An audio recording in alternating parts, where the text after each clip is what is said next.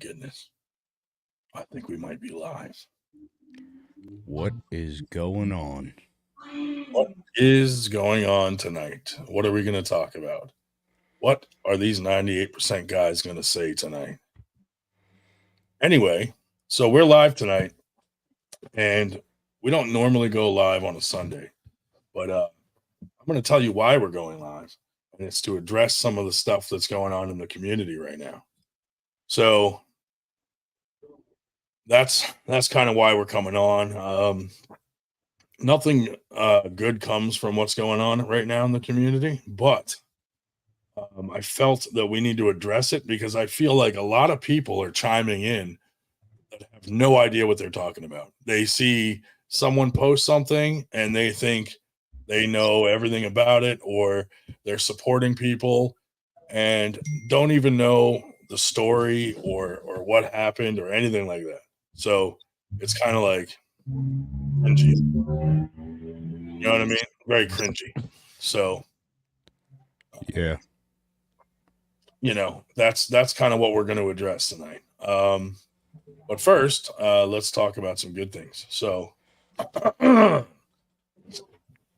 we got Antietam coming up next weekend. So hopefully everybody will be there.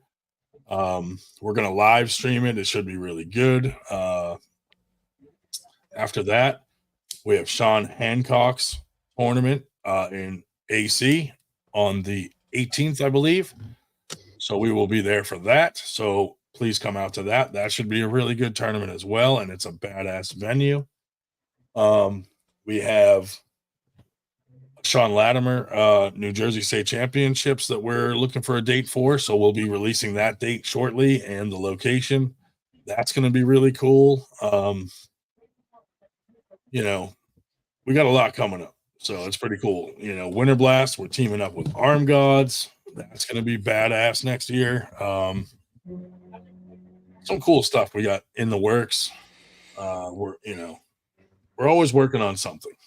And while we're talking about May, should mention, even though it's not our event, but the week between those two is the Knuckles Up 3 in New Jersey. They are at a new venue.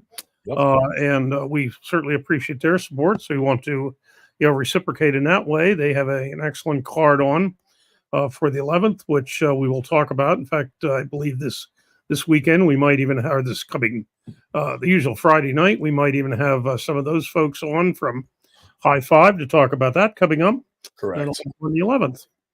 We should have them on. Then we have Dave Shea coming on to talk about his bicep tear and his recovery process and the surgery and all that. So that'll be interesting. He's got some good tips for people that may get a similar injury on how to care for it and things like that. So I think that'll be cool to get some inside info on that type of injury. So Tuesday we got Sarah Ray coming on to speak about her situation that the entire arm wrestling world is up in arms about with the East versus West situation, which we will talk about that possibly a little bit later. But first, we're going to address some other things. So basically, I don't want to jump on the Sarah Ray thing because we're having her on Tuesday. So I would rather it come right from her, what happened, and I'll give my opinion on it based on just what I've heard.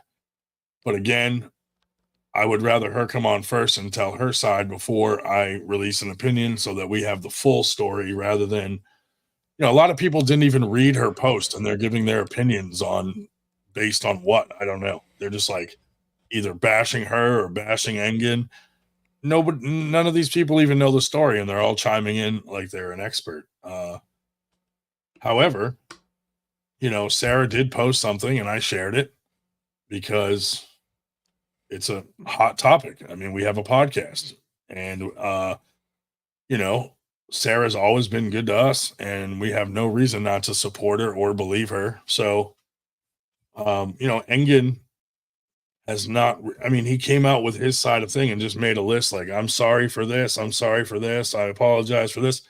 But it was basically a list of insults with an apology. So that, to me, that kind of takes away from the apology. But, that's my opinion. not a fact.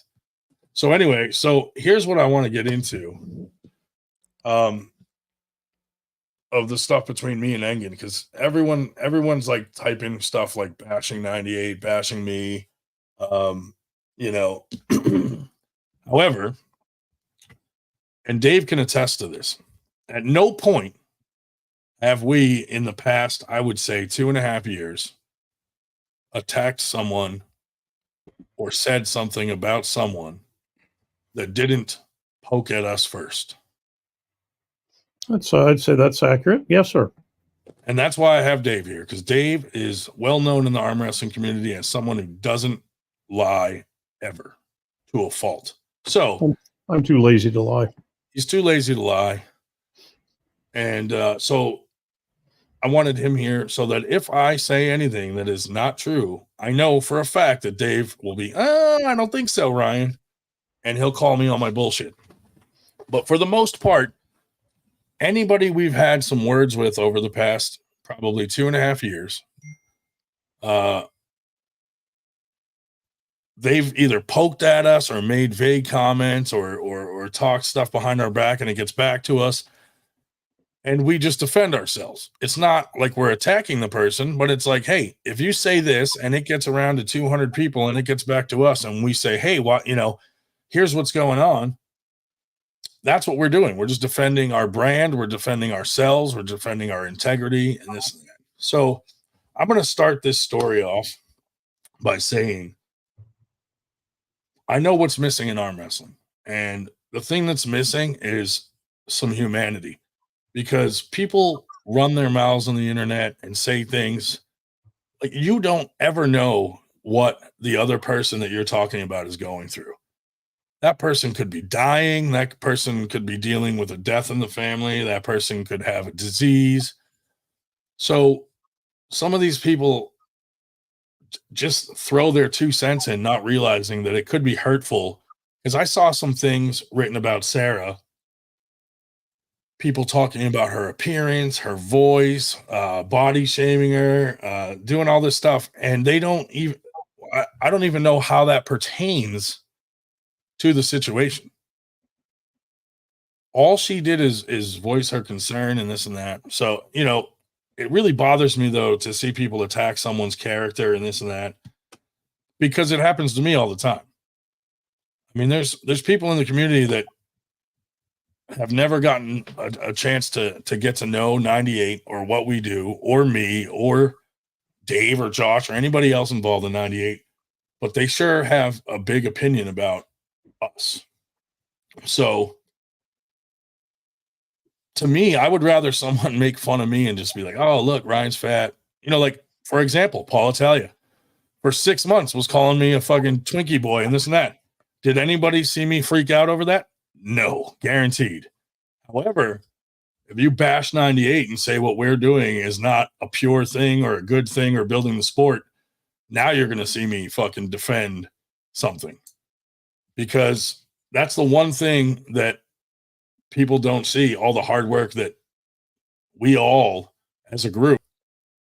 So, we all have families, we all have, wives or kids or jobs or things, that we have to deal with in real life. So when someone comes along and tears down something you're working on, it's kind of, you just wonder why. So that leads me to I'm just going to say my personal interactions with Engen. I don't have a problem with Engen.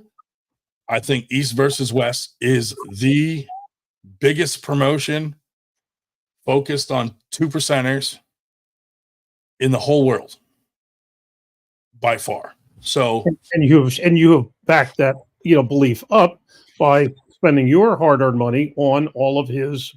Yeah, I've rented every King of the Table, every East versus West, Arm Gods, Knuckles Up. I go to because it's local, but we support everyone anyway. So when I saw the post that Engen did, nobody else really picked up on it that isn't, in our group of 98 guys. But he was basically saying that, like, 98% does not represent all the 98 percenters in the whole world, which we've never claimed to. And then he bashed our numbers at Winter Blast because we were proud of our numbers at Winter Blast because here in the States, that's a pretty big number. I don't know if it's the biggest ever or the biggest in history or whatever, but it was a large number. And we were proud of that number and we were proud of our tournament.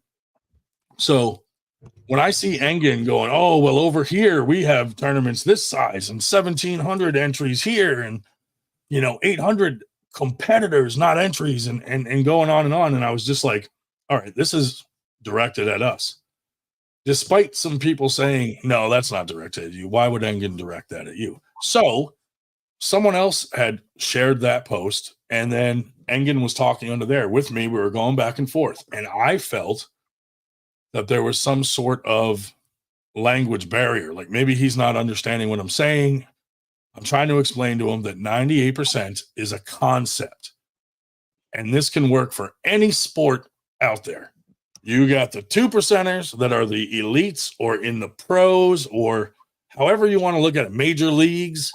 And the rest of the people are the 98% trying to get to that point or just enjoying the sport as a 98%er, grinding it out every day. These are the people that are paying for pay-per-views. These are the people that are going to tournaments.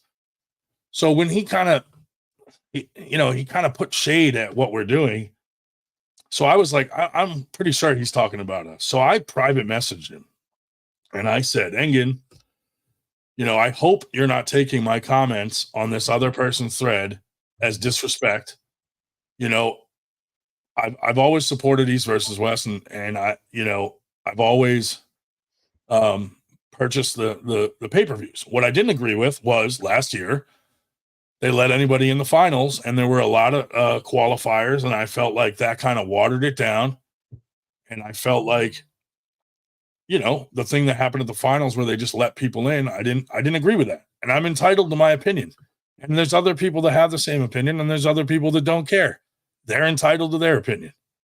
So I messaged him and I say all this stuff.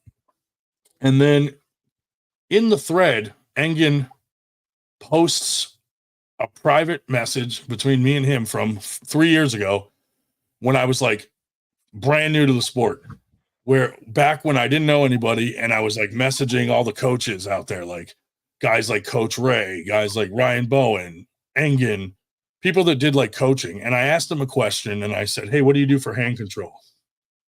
So in our argument, wasn't even an argument really on there. I was trying to just say, hey, Engen, we are not saying that we represent every 98%er in the world.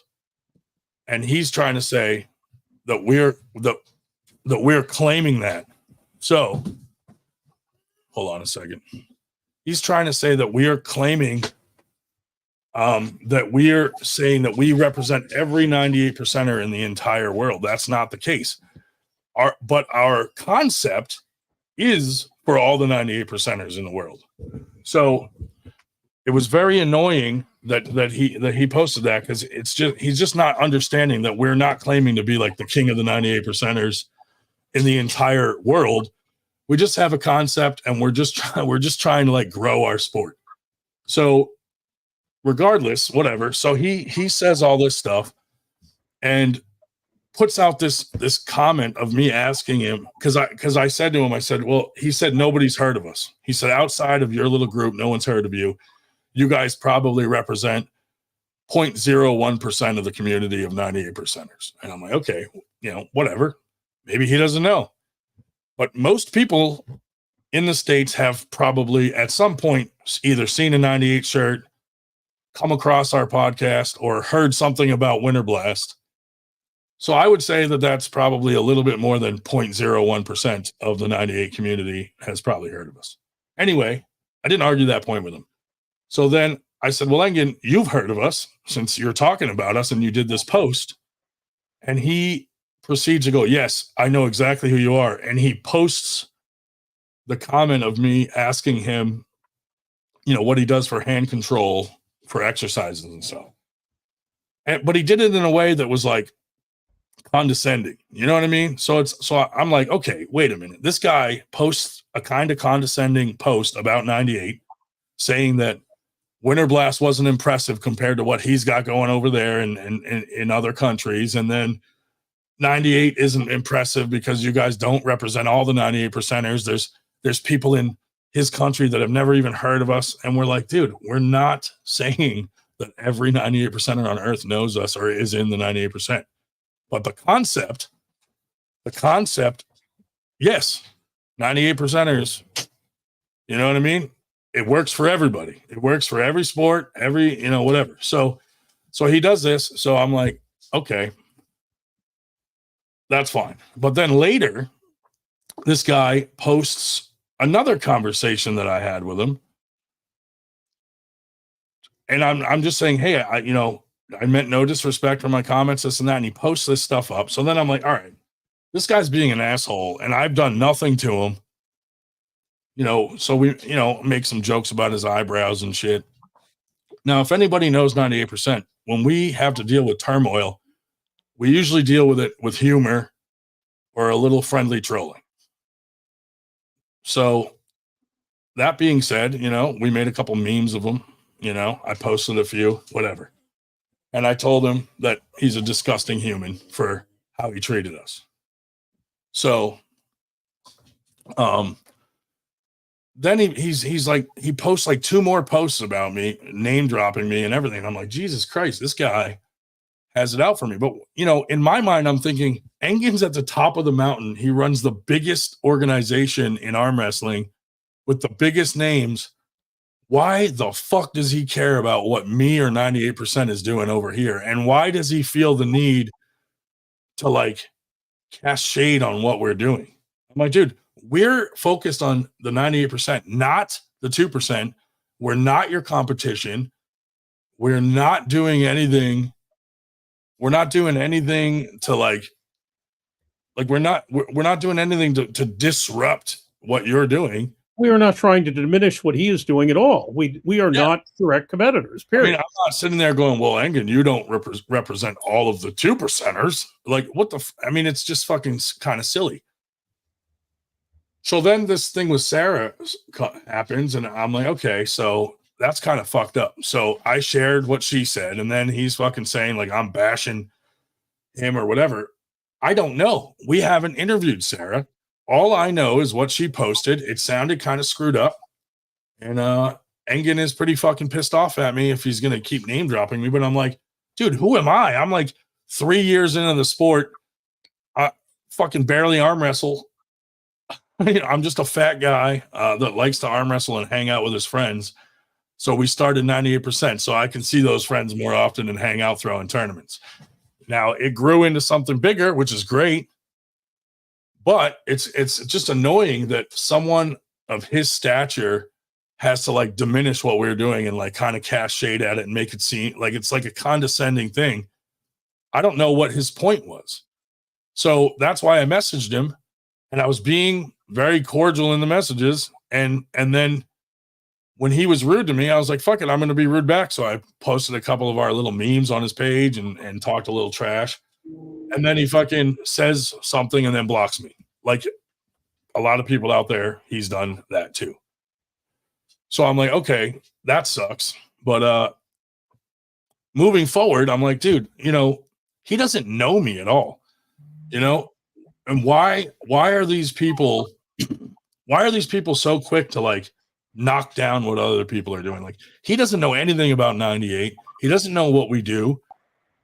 I'm pretty sure anybody out there that knows what we do would say, hey, you guys are really doing some good things in the sport and trying to build the sport.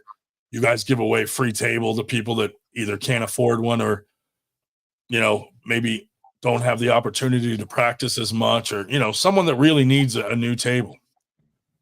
We do a lot of fundraisers, food drives, stuff like that.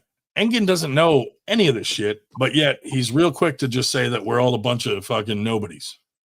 So to me, it made me think today, like, all right, we have guys that do this all the time to 98 for some reason, and we haven't necessarily done anything to them.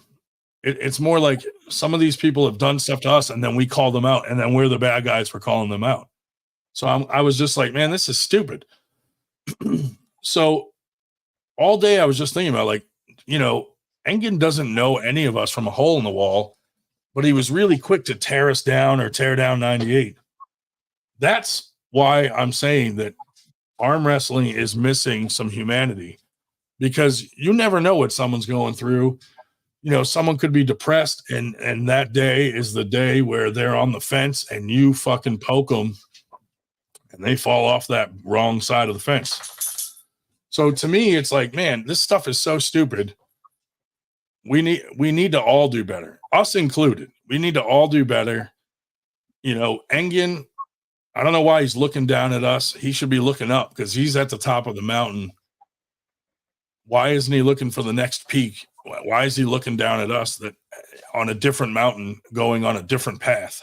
So I thought that was kind of weird, and I'm not even getting into like the whole band thing and the WAF thing and this and that. I had some people send me messages telling me they wanted to explain to me the history behind all that. And they sent me an email and I'm like, yeah, I already know all this. Everybody does. That doesn't change the fact that this kind of stuff happens. So I'm just saying, like, Engen, dude, fucking do you, dude. Like, run with your East versus West, whatever.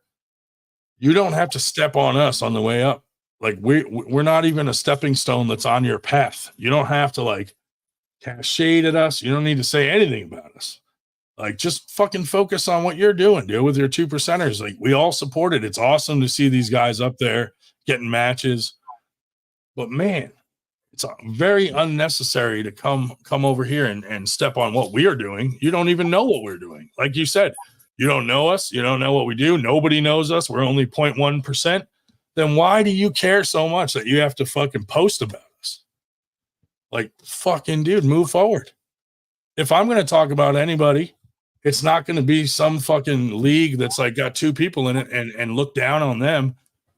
It's going to be someone that poked at us first or talked shit about our 98 thing. And we're defending our honor, basically.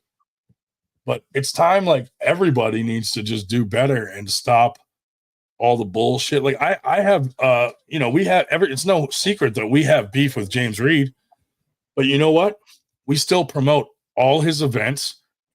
Dave lists all his events on his list that we know about. And we promote them because it's not going to hurt James Reed for us to not promote his events. It's going to hurt the pullers that want options to go to and they want to get points. And, we would never ask someone not to go to someone else's tournament. So that's kind of like an example that, even though we don't get along right now, I don't hate James. When we were friends, dude, he's hilarious. I got along with him. We talked every day. We had fun. We're just not getting along right now. That doesn't mean we never will, but right now we're not getting along. So anyway, let me let these guys chime in on some of that, and then we'll move on to the next thing. Well, just a couple of thoughts that I have. First place on the insults. It's remarkable that, as you said, that people think that, oh gee, if they state the obvious that Ryan Grondin is 5'9" and somewhere north of 300, oh, he's going to be so sad because he didn't know that. And I'm pretty much to say, if somebody wants to insult me, they talk about my age. And I revel in the fact that I'm 73 and I'm doing this. So I mean, it amazes me that what some people think is going to hurt us, by what they're saying. It's just it's just an absolute laugh. But no, and you're absolutely correct. The what we have also heard, and I hope I'm not getting ahead of this here, is we have gotten communications from people warning us, or warning, let me rephrase that they've gotten communications warning them that if they are seen at Winter Blast, they're basically screwing themselves by the folks on the other side. Why should anybody give a crap that somebody's appearing at Winter Blast? And let me touch on that too. So someone posted that they never reach out to people and tell them not to go to events. And someone at Winter Blast came up and said, look at this text. This is the name of the guy it's coming from. And it said, hey, just a heads up, man. If you compete at Winter Blast, you could mess up your chances at East versus at West or a WAF event. I saw it with my own eyes. So they can't say that that's not happening. That's a fact that that's happening. In fact, it was at an East versus West event, the East versus West finals in Virginia last year, where the aforementioned James Reed decided to hop all over me and refer to me repeatedly as a bitch and, whatever that, hey, I was there. Yeah, I went to the event. I did not compete at the event, but I was there. Yeah, but so James called you a bitch in your face. Other people heard it and stopped in case because they thought James was going to hit you. And you still promote his events on your podcast segment. Like, what does that say about me?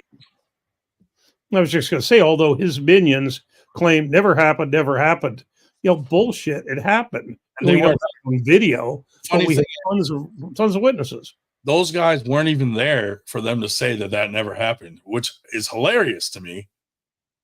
That they're saying, no, that didn't happen. That's bullshit. Dave's lying. You guys weren't even there when it happened. James knows it happened. The young man who witnessed it, who stopped, that was nervous that he was going to hit you, knows it happened. I mean, why would you stop it first off and call an old man like Dave a bitch and get in his face anyway?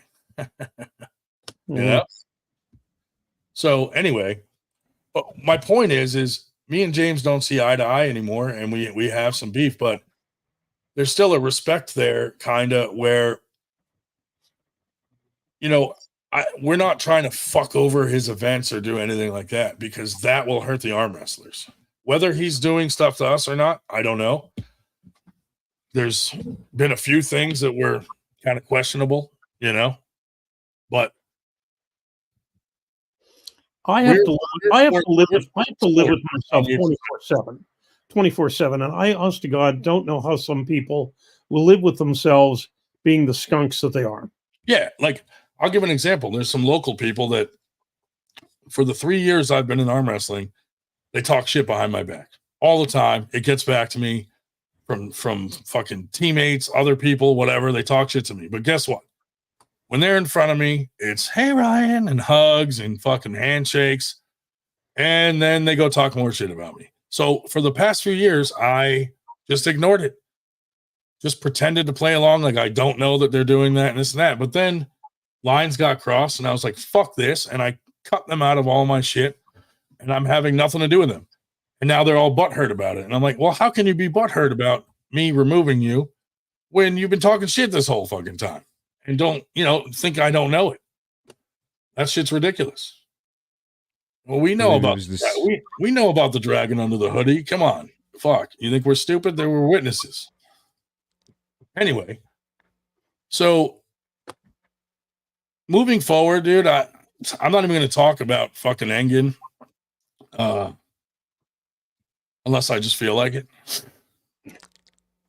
But I think everybody is doing a disservice in arm wrestling that give their opinion on things when they don't know both sides of the story. Someone posted something about me recently because someone told them something. And then that person eventually called me and got my side and then talked to a few other people that had the same story as me. And suddenly that post was taken down. So there's three sides to a story. There's the left, the right, and the center. You know what I mean? So I just wish people, before they start bashing someone or like all these people that are attacking Sarah, why don't you get both sides of the story first and really read what happened and think about, would you be pissed if that happened to you? So I just think everybody needs to take a step back, take a breath.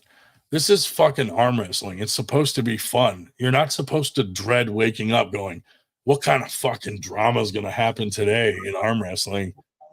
It's fucking ridiculous. And we're all human beings. Like, Engen doesn't know me, dude. I go to work. I have a daughter. I have a wife. I have a family, a dog, a fucking house. I'm a normal fucking person outside of this fucking podcast. You know? Same with Josh, same with Dave. All our guys that are on here have a life that nobody sees. They just see us joking around on the podcast and are so quick to just be like, man, these guys are clowns. But they don't have a clue that when we threw our first tournament, we had about 5 amateurs in each amateur class. And now we have like 30 in each amateur class, sometimes even more. So I think it's fair to say that whatever we're doing in our area, we're growing the sport. So you can't just say like, oh, Engen's the only one growing the sport. Maybe he is growing the sport in his way, and maybe we are growing the sport in our own way. It's all good for the sport. Like what he's doing is great for the sport. Showcasing 2%ers, and us arm wrestlers as fans get to see matches that we would love to fucking see. However, don't diminish what we're doing just because we're not catering to the 2%.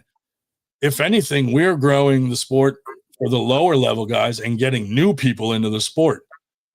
And that's our goal in our area. So, we're not diminishing what Engen does, but he should not be diminishing what we do just because we're not at his level in the food chain. Anyway, that's my 2 cents on. I just wanted to air out like the chain of events that led up to me and Engen, and then him posting these personal messages. Like I could post some personal messages too of him being a dickhead, but I'm not going to because that's fucking stupid. I don't think you have to. He just does it in public. Yeah. And you know the thing, like, who are the people buying his pay-per-view? It's 98%ers mostly because the 2%ers are fucking there. Yeah, so it's exactly. 98%ers that are buying your pay-per-views and supporting you and grinding and buying your handles and this and that and other people's fucking shirts and supporting the whole thing, and he just comes along and he's never been to Winter Blast, probably never watched it. He's probably never watched our podcast, doesn't know any of us, and he just fucking belittles everything we're doing in one fucking post. And he told me the reason he did that is because he heard that we're saying that we represent all the 98%ers in the world and that we had the biggest tournament in the world. That is none of us ever said that. None of us ever said that. If anything that was said was that we had the biggest one-day tournament in America. Right. And that's about it. We were told that. Correct. That throw tournaments and ref tournaments and collect points for tournaments. And they are the ones that told us, we think this is the biggest one in the United States so far in one day. Now, correct. I think there were some way back in the day, like the over-the-top tournaments that might have been bigger. But back then it was like the whole country went to these tournaments because there wasn't, a whole bunch of tournaments like there is now. But there wasn't bans. Oh, I mean, I'm not on here to like kiss anyone's ass or apologize or anything like that. Don't get me wrong. Like I'm taking a hard stance on this. I'm probably not going to get another East versus West fucking pay-per-view or go to an East versus West fucking event unless something changes between me and Engen, because I don't agree with what he fucking said to me. And I don't agree with what he did with the personal text to try to like publicly shame me for some reason. I mean, I don't even know what he would gain from that because who does that? I'm a fucking new arm wrestler. I never claimed to be like an elite arm wrestler. So him saying like, you asked me for advice on hand control. Like, yeah, I fucking did, dude. Just like 3 years ago when I was brand new. Yeah, when I was brand new, and I would still ask someone today that's a top level coach if I had the opportunity and I thought they'd answer. You know what I mean? Like I ask Sean Latimer all the fucking time. But I'm going to say this. We have a really good relationship with Knuckles Up. We have a really good relationship with Arm Gods, Sean Hancock. Sue Fisher lets us use her name, Winter Blast. Sean Latimer is letting us use his name for a tournament. Do you think these people that are very prominent in the sport would allow us to attach to them if we were the scumbags that James and Engen and all these guys are saying we are? There must be something, because a lot of the people making these comments don't even fucking know us or come to our shit, and they're experts on 98 and they know everything about us. only the people in our tight-knit circle see all the stuff we do behind the scenes and how much work we put into this. This is like a full-time job on top of our full-time jobs that a lot of us are doing here to try to make this thing bigger and better. And we've made a lot of sacrifices. We've lost some money, but it's not a loss to us because we're investing in our own brand that we want to grow. So I don't really give a shit what Engen thinks of 98 or any of these guys. But all I'm going to say is before you make an opinion of us, you should probably find out what we're about first, because all you guys see is these fucking guys poke us in these little fucking weird ways that no one sees, like on someone else's comment, and they make a little dig at 98 or a dig at me or Dave or whoever. And then when we respond to it, that's what you guys see, is us responding to bullshit. And then you guys are like, oh, these guys are trolls or these guys are assholes. That's not the case. We're just defending the brand that all of us really care about and are passionate about, which is 98 and our podcast and our, we're trying to level up our podcast. If you notice, we're not having certain fucking people on anymore. We got people behind the scenes doing a lot of work on our social media, linking everything, connecting everything, making everything user friendly. It is what it is. We just wanted to come on here to clear the air. Like, we're not at war with anyone. Paul Lynn, he's one of the guys that told me when we told him the concept to go home and create a Facebook and run with this. He thought it was a great idea, and he's been supportive. Now, I understand Paul's in a bad position because he's close with James and they're partners on Keystones and stuff. But he still has never turned his back on us and been like, fuck those guys. I'm not even going to talk to him. I'm not, he came on our podcast a couple of weeks ago. He's messaged me a few times saying, congratulations for Winter Blast. That it's impressive what you guys pulled off. And I wish I could have been there, things like that. And we support Paul. Like we always talk up Paul. So there's not as much animosity as people think. It's just a few people, me and James, that don't see eye to eye on certain things. And some things happened and some misunderstandings happened. And some things were not misunderstandings. But it's like, at no point have I ever said, like, fuck that guy, he's dead to me, I'm never going to talk to him again. Because I actually like James. I think he's funny. Now, I think some of his crew are assholes because they don't know half the story, but they sure have a fucking opinion on it. And again, they're only going by one side of the story. So when you got fucking Chuck Bardo saying, hey, I'm not saying not to go to Winter Blast, but I'm not going, and making all these fucking comments, like unnecessary fucking shit like that. It's like, dude, come on. Which frankly blew up in his face because everybody knew they were asshole comments. Yeah, exactly. It's too high of a caliber. We got Nanya threatening us, saying he's going to oust us all with all our personal information, and trying to insinuate that like I'm fucking holding Dave under a knife because Dave put us in his will and all this crazy shit, dude. That was Dave's idea. Like, I didn't say, hey Dave, you ought to put us in your will. Like, who the fuck would ever say that? Well, and let me just give a little bit of background on that. When I was redid the will several years ago, actually, and I said to, I'm not going to name names here because I don't have his permission, but I said to somebody who's highly respected in the sport, is there a group that I could, give some money to in the will, I could, a legacy, and that would, make some good use of it. He said, not really. Even the, some of the schismatics and all the splits were going on, this was probably 2 years ago, at least 3 years ago. And he said, no, not really. Well, when this came along, I thought, well, this certainly would be a, worthy. I mean, they'll use it in a way that, now, quite frankly, I hope they don't collect for a while, but that's a separate issue. But, I'll tell you, the fraternity, which is another one of the people are getting my fraternity's getting some money out of me.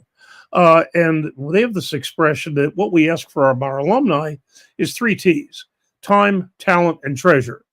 And I have nagged Ryan for years to keep a record of how much money he's putting into this. and he doesn't do it. Of course, does he listen to me? Of course not. But because really, he has put in a good bit of money into it on his own, which he's not expecting to get back, and people don't realize that. Number one, number two, the time.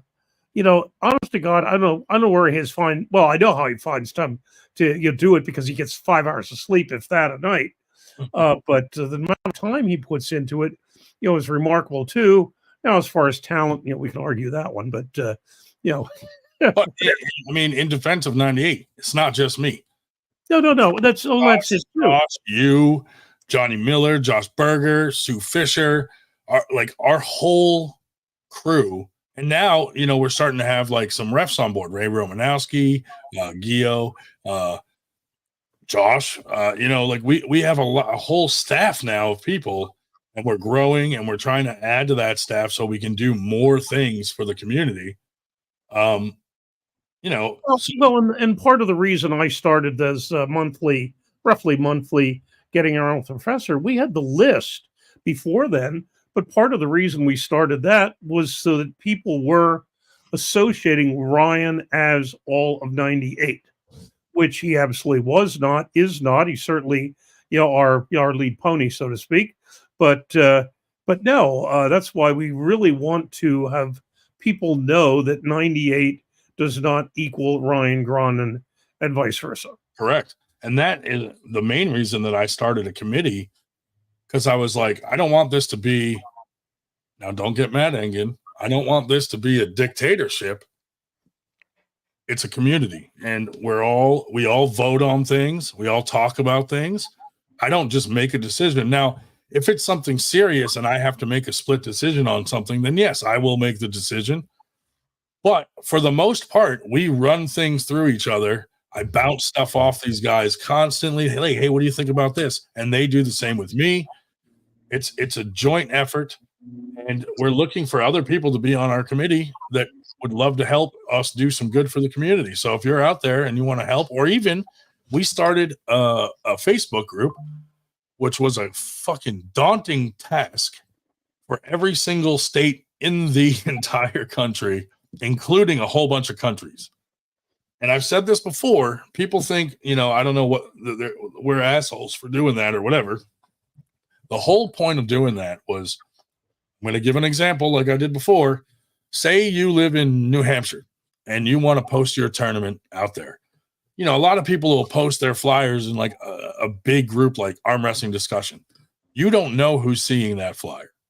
So now you can post it in our New Hampshire group and then the surrounding states, because those are most likely the people that are going to come to your tournament. So you can target the demographic that you're trying to target around you, and most likely people that would go to your tournament are the people that are going to see that flyer, rather than throwing it out into these giant groups, not knowing who's going to see it.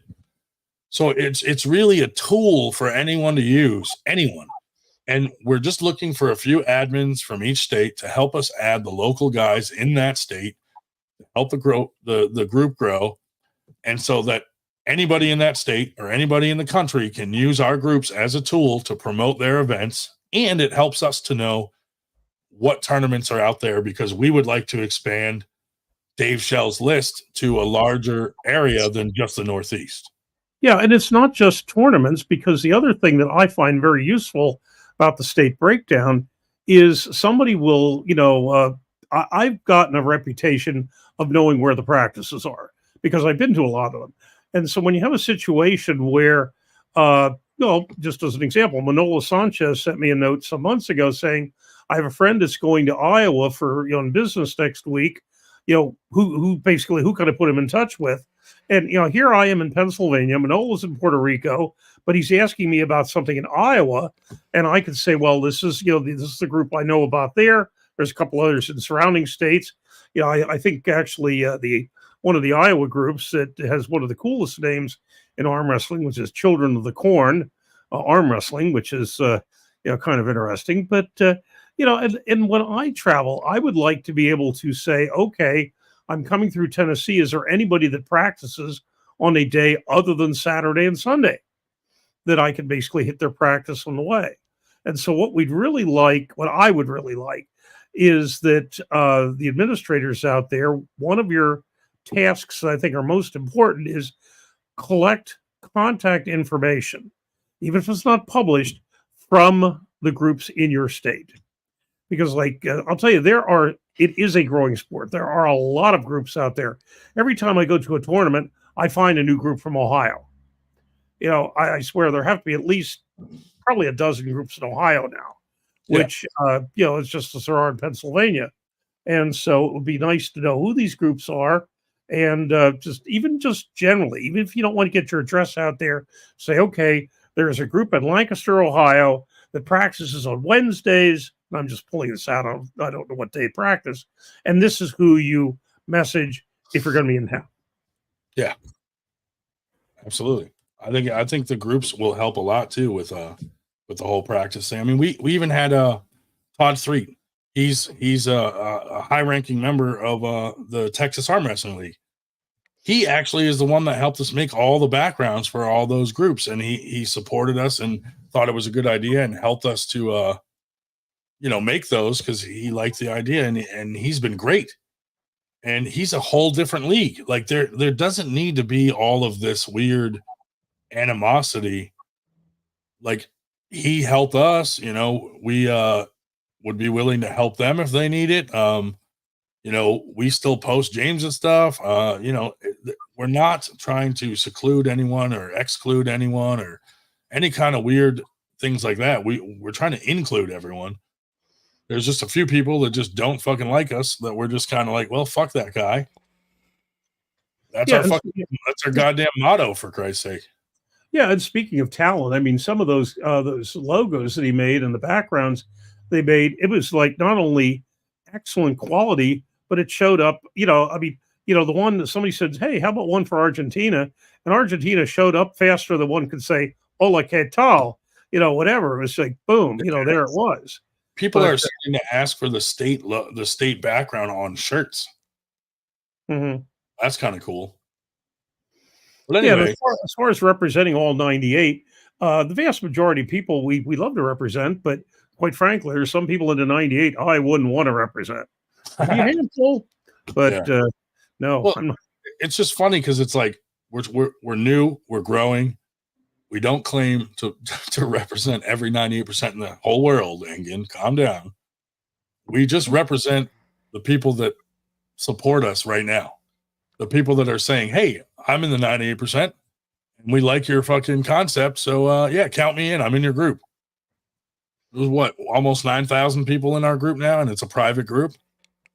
So, again, we're not saying that we fucking, but Engin, what he's doing is great. Just like when WAL, what they were doing was great when they were out, and King of the Table and all these other ones.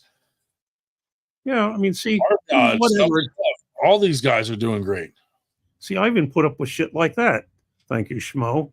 But now Dave's not going to have a public freak out about that and be like, "I'm being insulted," and do a post about it, and then post personal fucking chats between Schmo and him for the last fucking 3 years. Why the fuck does Engin still have my messages from fucking 3 years ago anyway? That's kind of creepy. But anyway, like I said, I don't have any personal problem with Engin. It just seems that from the vast majority of the community, if you disagree with Engin, you are getting blocked. People disagree with 98 all the time on our 98 page. And we give our opinion, and then they give your opinion, and that's a conversation. And that's how it should be. You converse about your difference of opinion. It's a conversation. It's not necessarily a debate or an argument. It's a conversation. You give your opinion, I give mine. You make some points, I make some points. People do that on our page all the time. Sometimes to the point where we're like, Jesus Christ, this fucking guy won't let it go. But at no point do we say like, "Hey, fuck this guy. Now I'm posting fucking personal fucking conversations, and I'm going to blast this guy's name all over my page that fucking millions of arm wrestlers fucking see." Which, thank you, Engin, because as Ryan Bowen will probably tell you, even bad publicity is good publicity. So Engen throwing my name out there, people are probably like, who the fuck is this guy Engen's talking about? And then they wonder. And now my name is out there. Thanks, Engen. I appreciate the shout out. And then I get 43 more requests to join our group. Yeah. Thanks. That's been growing like mad. All from I know. My thumbs hurt from hitting the approval button. Let's face it, if I disappear, dude, 100% it's the Turkish mafia that have probably taken me out. But, you know, we promote tons of stuff for East versus West. Hey, Captain Obvious just hit the nail on the head. How come he's not representing stuff for the other 98% and it's just for the 2%ers? Like we post a lot of stuff for 98%ers, but also the 2%, even though that's not really our thing, but we share flyers, posters for all these matches.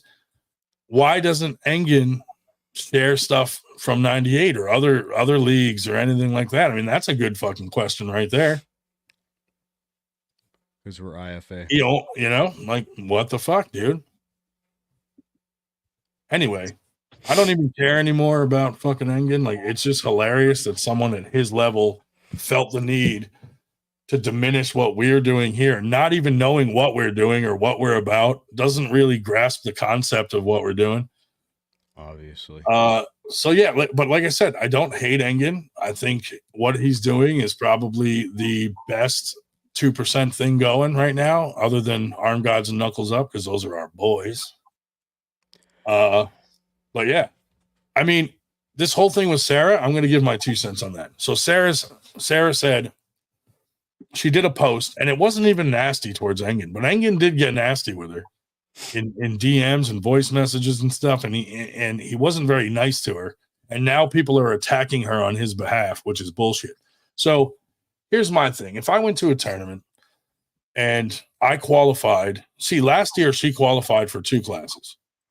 So she went to the finals and she pulled in 2 classes. No one said a fucking word. So this year she goes to do the same thing. And when she got to the table for the second one, they pulled her off. So I was like, okay, I'd be kind of irritated by that also, you know, put myself in those shoes. But Engen apparently was watching this go down, and he saw Artem pull in 2 classes. And then he saw Sarah about to, and I from what I'm hearing, I don't know for a fact, that he called and said, no, do not let her pull that fucking class. So here's my thing. If I'm a promoter and that shit went down, there's no fucking way I'm changing the rules halfway through the fucking tournament. If someone already made it through pulling 2 classes, you got to let this person do it too. And then after this tournament, you say, okay, now no more. You can't treat people differently in the same fucking tournament in the same fucking day and change shit up. Now, whose fault is it though? So if Engen made a change rule about not letting people compete in 2 classes, shouldn't his whole staff have known about the rule change from the year before? Because no one stopped Engen. I mean, no one stopped Artem from pulling 2 classes, and they almost let Sarah and then stopped her at the last minute. So to me, it's like, where was the mess up? Did Engen not tell his staff, or did he tell his staff and they didn't remember? There's only a few options here that could have had this fucking happen and play out. So we're going to get Sarah's side on Tuesday. And if you want to hear it sooner than that, Jody Williams is having her on tomorrow on Arm Talk. And then Paul Italia is having her on Wednesday on his show. So all I'm saying is listen to both sides before you make judgments, because Engen didn't really explain his side very fucking well. And there's questions there because Artem made some sort of comment like he knew the day before on his podcast that you couldn't pull twice, but yet he still pulled twice. So that makes no sense really. And then, you know, Sarah didn't know anything about the rule change because TAL did an East versus West, and you could qualify in 2 different weight classes. How did she get qualified in 2 different weight classes if you can't qualify in 2 different weight classes? Where's the fuck up there? You know what I mean? Well, and if I wanted to point out something else, and I'm gonna be rude here, Ryan. Pardon me for butting in.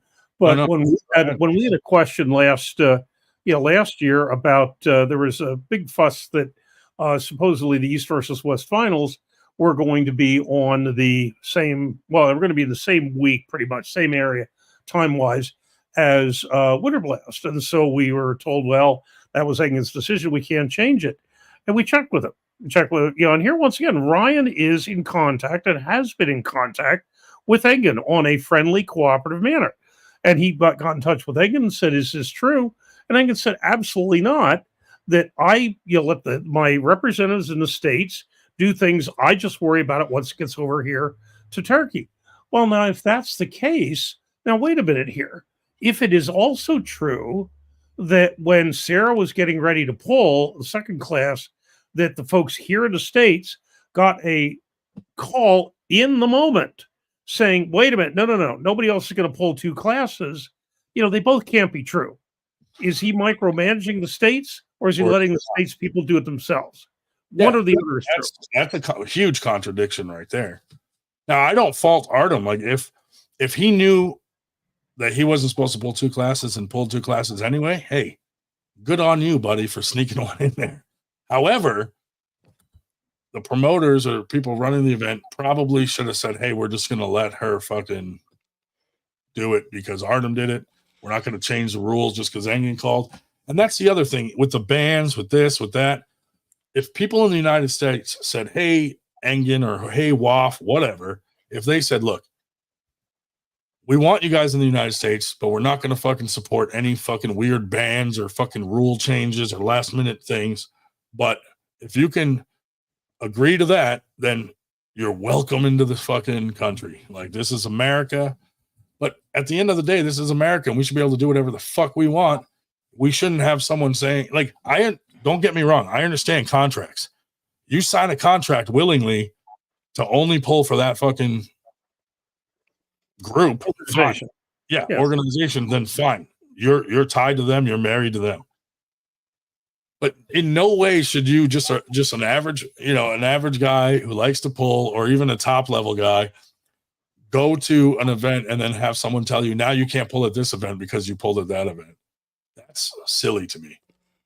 That's like fucking tyranny.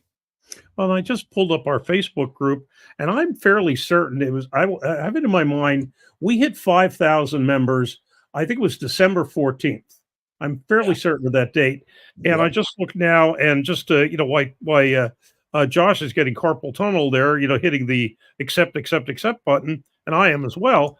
As of right now, we're, for a private group, we're at 8,844. Now, what's going to be interesting is to see how the arm wrestling community takes this video, this live feed. Like, are we going to get attacked more? Are we, is Engen going to fucking repost this and talk about how we're fucking assholes? We're not trying to be assholes. I'm telling you right now, that is not the case. I just wanted the timeline of things that happened to be put out there.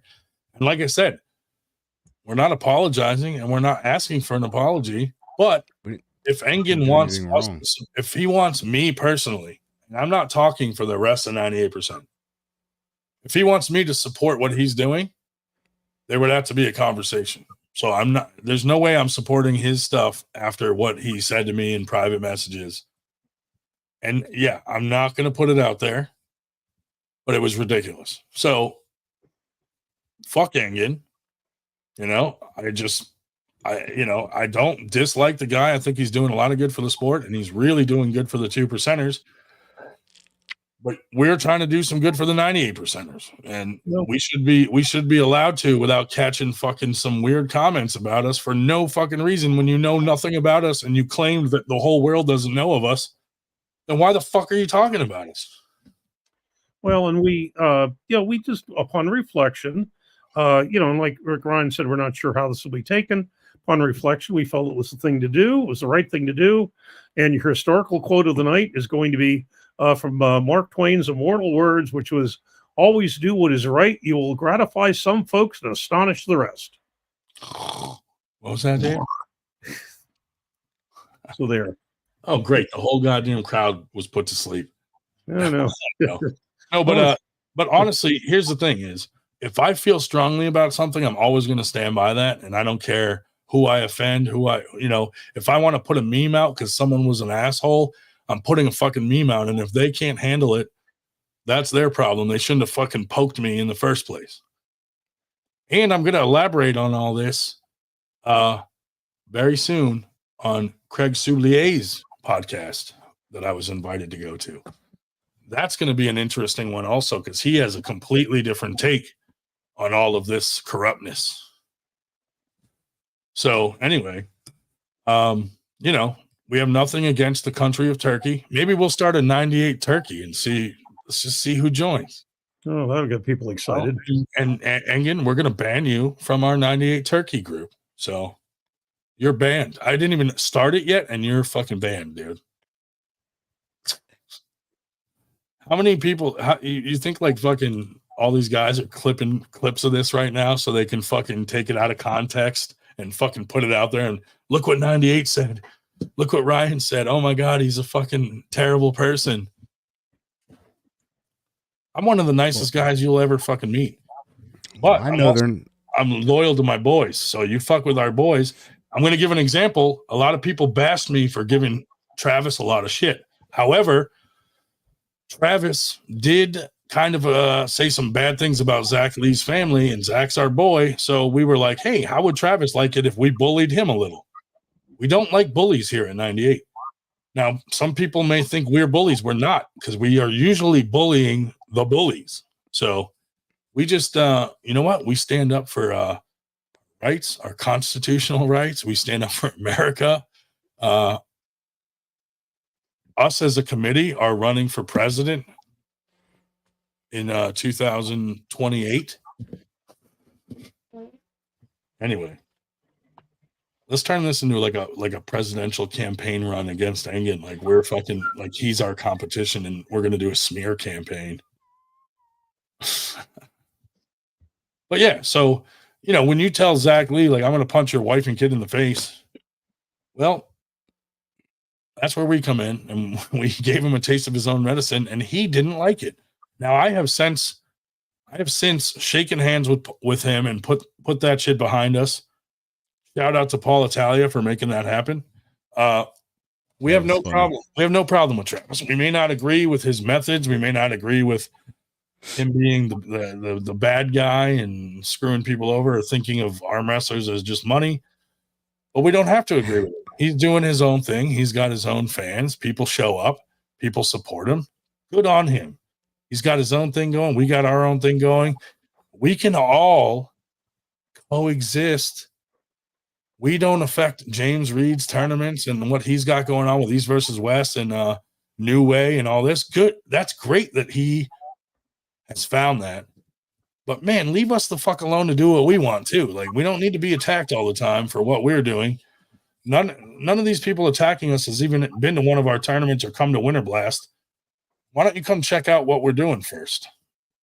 And then you can talk shit on us. I got to admit, though, it really was a missed opportunity, because I think a couple of rounds, maybe like three or five rounds of Travis Paget versus Zach Lee would have certainly, drawn the views. Yeah. I mean, literally at our peak times, we maybe have 40 people watching our podcast. So like you win, Engin. Like you have the larger fucking fan base. You have the larger league / organization. But man, just fucking leave us alone, dude. Like, what did we do? Like, we're just fucking little old fucking 98 here. It is what it is. Now, I can't wait to go on some of these other podcasts because there are some like theories behind Engin where like religion plays into it and the way he communicates with women and this and that. Now, I am interested to hear all that stuff just on an educational sort of way, just to see someone else's point of view and all that. So hopefully we'll get some answers or some sort of opinions on that are interesting. But I'm anxious to hear Sarah Ray tell her side. But I mean, some guys are going on her post and saying like, "Oh, look at her jawline. Oh, look how strong she is. Look how deep her voice is." Like, fuck you guys. How many guys do fucking Like, she's being accused of doing steroids. I don't know if she is or not. I'm not going to ask her. It's rude. Gives a fuck if she is. Who cares if she is? How many guys are doing steroids? And no one's going, oh, look at this guy's jawline. Oh, my God, his fucking voice is deep, dude. Look at this fucking guy. You're like, who gives a fuck, dude? Now, there is a difference, though. If you're on TRT and you say you're natty and you call people out, go fuck yourself. That's completely different. But you know who you are, dude. Come on. It's ridiculous. I can steal a dragon. Yeah, I even have people tell me. I can't believe I got blocked. I don't know what the fuck I did. Guilt by association. Yeah. It's just funny, dude. It's just funny. Yeah, people tell me I should do steroids, but I said, nah, I'd still suck. Dude, one of the funniest things is some of these people go to the gym. You got to put in the work there, buddy. Sorry, right? Dave, you should start doing wrist curls. I've been telling you that since I met you. Yeah, you see them thick ass wrists? Thick ass wrists. Imagine if you actually did some wrist curls, dude. I know, right? But yeah, some of these people that talk shit on me have been talking shit to the same people for years. And then when I call them out on it, they go to those same people and they're like, I can't believe Ryan said that. I've never said a bad thing about him. To the person that they have been talking shit about me too, which is fucking hilarious to me, dude. I think it's awesome. I love hearing it, and I think it's pretty funny. But is that the same thing as saying that he's no longer invited over my house anymore because we're afraid he's going to snap and kill everybody? That's another thing, dude. Some of these people, and I'm not going to say names, they know who they are, but for people to talk about Josh here and bring up his PTSD and make a comment like, this guy's going to shoot us all, it's fucking disgusting, because these people were like, oh, I got a military people in my family and I got a grandson or something that has PTSD. So you should know better. You should really know better if you have members of the military in your family, and they would probably be disgusted by that behavior. Ignorance is bliss, Ryan. Like, a comment like that is so ignorant. There's no way you have any information on that subject with just that statement. And so I was just like, fucking whatever. Yeah. And it can't be denied because it was said in front of multiple people. So multiple people. When these people are all like, fucking Ryan, it's not just me. It's coming from multiple people. So like, man, just everyone stop talking shit, dude. Like, live your life. But I'm just telling you, if you poke at 98 or you poke at us and you get poked back, don't fucking cry, because we're probably going to be better at poking than you. You know what I'm saying? Yeah, and after all, as everybody knows, I'm the one that has a reputation for being the hired assassin at where people end up dead whenever I go to a practice. Yeah. But anyway. Poison them. And Justice for All said, Sarah is an amazing athlete. I feel the entire conversation between Engen and Sarah should be displayed. So if there was a misunderstanding, people would see it. I agree 100%. And I think it's a disservice to Sarah and Engen for anyone that is commenting on this that didn't read her post and didn't read his post. Now, I got to say, his post was very condescending to Sarah by saying, like, I apologize for you losing to my student. All this fucking, like, condescending stuff was kind of shitty. But, you know, there's plenty of people out there that have had great interactions with Engen. You know, Derek Smith did a video today talking about Engen and how great Engen is. He probably is great to Derek Smith. Derek Smith's a 2%er that's been to East versus West. But that doesn't mean Engen is good to everyone. Just like I'm good to a lot of people, but there are certain people that have done things to me and I'm not good to them purposely. Because I'm like, hey, fuck that guy. You want to fucking be nasty to me, you're going to get it back. You know, I'm a firm believer in don't poke the bear, man. Yeah, and if that apology was an apology, bullshit. If that apology was an apology, I'm king of the table. That was like Eric Carlin's rant. All he was doing was being condescending towards her, which that's a slap in the face. I mean, this woman flew out there, got a hotel, paid to compete at other East versus West qualifiers all over the place, traveled to all those, and goes there and gets this treatment. And then when she complains about it, and I thought her post was, she even said, like, I'm not blaming any of the refs. They were great. The venue was great. Chance and his crew were great. That's it, dude. It's like, man, why is he attacking her now because she gave her opinion on the situation and just put her thoughts out there on why she felt that it was not right? Why can't Engen go, hey, I read what you said, and here's my thoughts on it, and have a discussion about it like two fucking normal people? Instead, he took the low road. And I think that's the problem right there is he picks and chooses who he's nice to. I think, you know, I mean, there was a time when him and Devin hated each other. Now all of a sudden they're best buds, and they pretend that they never hated each other. Like, that's silly. Devin's his cash cow. Yeah, but that's silly to me. Like, you guys know you guys hated each other, and I'm not 100% sure Engen likes Devin. I think he likes to see him lose, to be honest. You know, but I just thought it was ridiculous, and I thought that we should air this out because even though only like 40 fucking people watch our podcast at any one time, sometimes less, I consider all the people that watch our podcast on a normal basis, except you sneaky people that watch just to go talk shit and clip videos.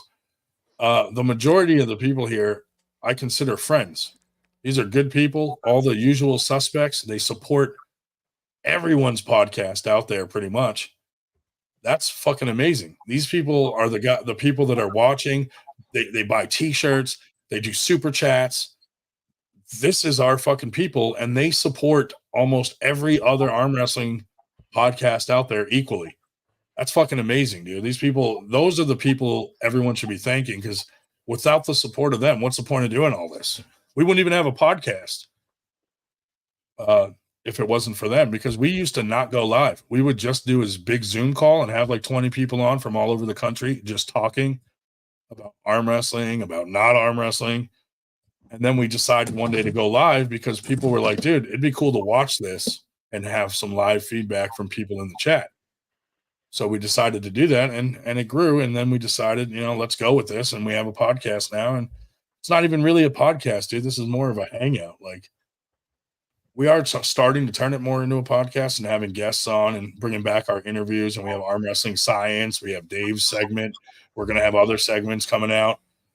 But, you know, for a while, it was just a community chat that we went live on so that we could get to know other people in the community and hang out with them remotely. Some of these people that have come on our podcast and I've become friends with, and then you meet them and you feel like you're hanging out with an old friend that you've been friends with for fucking 20 years. That's what I like. And that's why we do this, you know?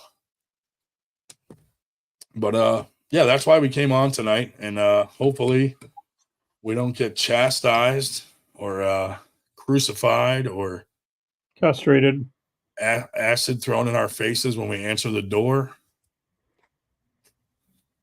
That's what I hear. That's what I hear can happen with these Turkish mafia. I'm not going to promise that I'm not going to talk about Engen's eyebrows. I'm not going to make any promises like that. I'm not going to promise that I'm not going to fucking meme him. However, when he's ready to man up and say, hey, let's put this behind us and stop talking shit, then I would gladly fucking do it. But I mean, this fucker posted 3 times about me in the last fucking like 3 days. Like, fuck. Calm down, buddy. Calm the fuck down. Do we have the 98 dad segment late at night? Yeah. Where dads from all over the world come on and talk about their kids and their wives. Courtesy of fucking Dave Kotlow. That was fucking hilarious. For those of you that don't know, Dave Kotlow put a link to our post in a dad-only group, and all these dads started coming on, and they're like, hello, fellow dads. And we're like, what the fuck is going on? What's going on? They realize, like, wait a minute, this isn't a dad chat, is it? Oh, it's arm wrestling. And they're like, Okay, I gotta go. Oh, it was funny as hell. I thought it was hilarious, but good. I mean, that is a fun prank. You know what I mean? That's a fun prank, and we thought it was hilarious, and we just kind of rolled with it. And then we told them to just keep doing it that night. Like, let's just keep the dads coming, dude. But they caught on real quick. They're like, yeah, don't go there. That's arm wrestling. They're assholes. Yeah. They did catch on. Oh, one woman came in and she thought we were interviewing her for a position. And she's like, people are asking her all these questions, like, you know, how many words can you type in a minute? Are you good with Microsoft Excel and Word? And she was answering all these questions, and I'm like, this is not good, dude. Not good at all. But yeah, anyway, I don't know if you two have anything else to say, but I think I got everything out that I wanted to say for the most part. I think we covered it. Covered what had to be covered. But yeah, I'm exhausted. I said a lot. Yeah, Josh, calm down, dude. That's the most you've said in fucking 3 weeks of podcast. Okay. You know why? Because it's early. We got on early, and the big topics were hit early. Hit hard. Yeah. Shout out to the Lucky Ones podcast. They got a great female podcast going on. Shout out to Ivan Marrero and Steve Fernandez that had a fucking awesome tournament last weekend that Dave Shell helped with the brackets at. New York Smoke. New York Smoke.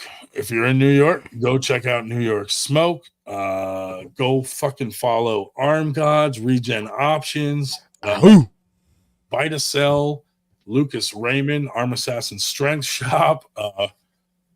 Fucking go follow everyone, dude. Support everyone in arm wrestling.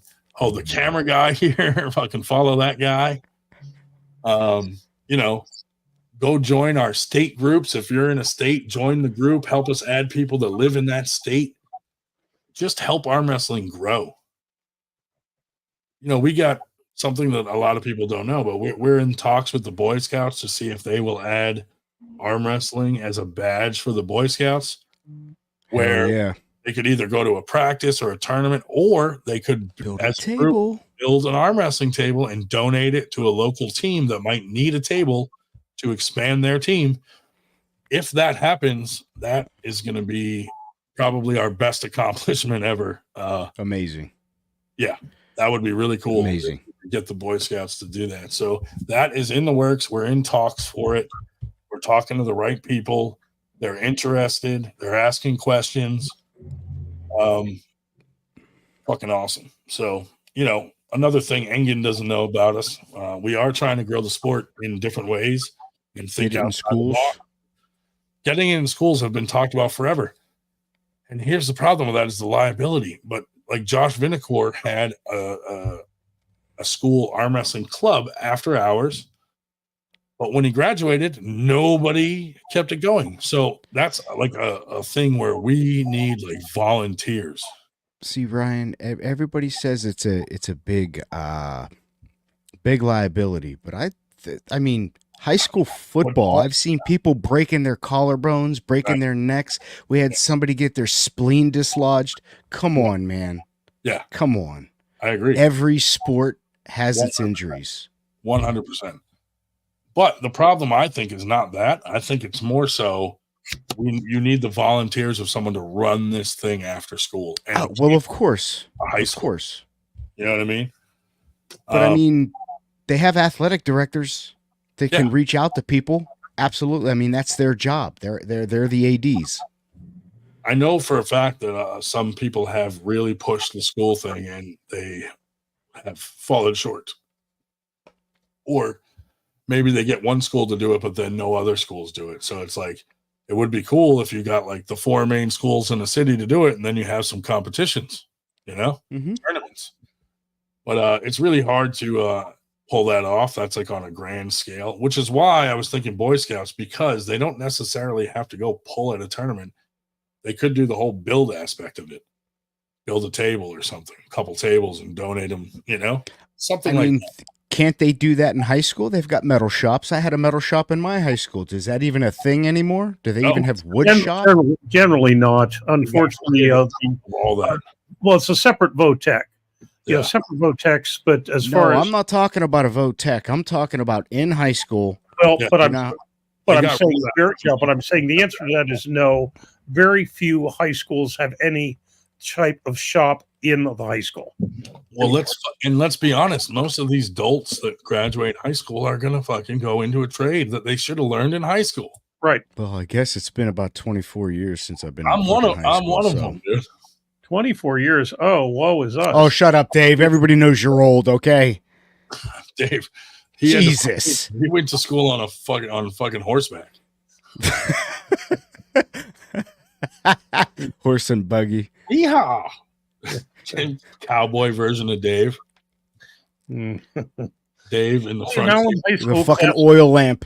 William Allen High School class of 1969. Yeah. Part of the fucking Rough Riders.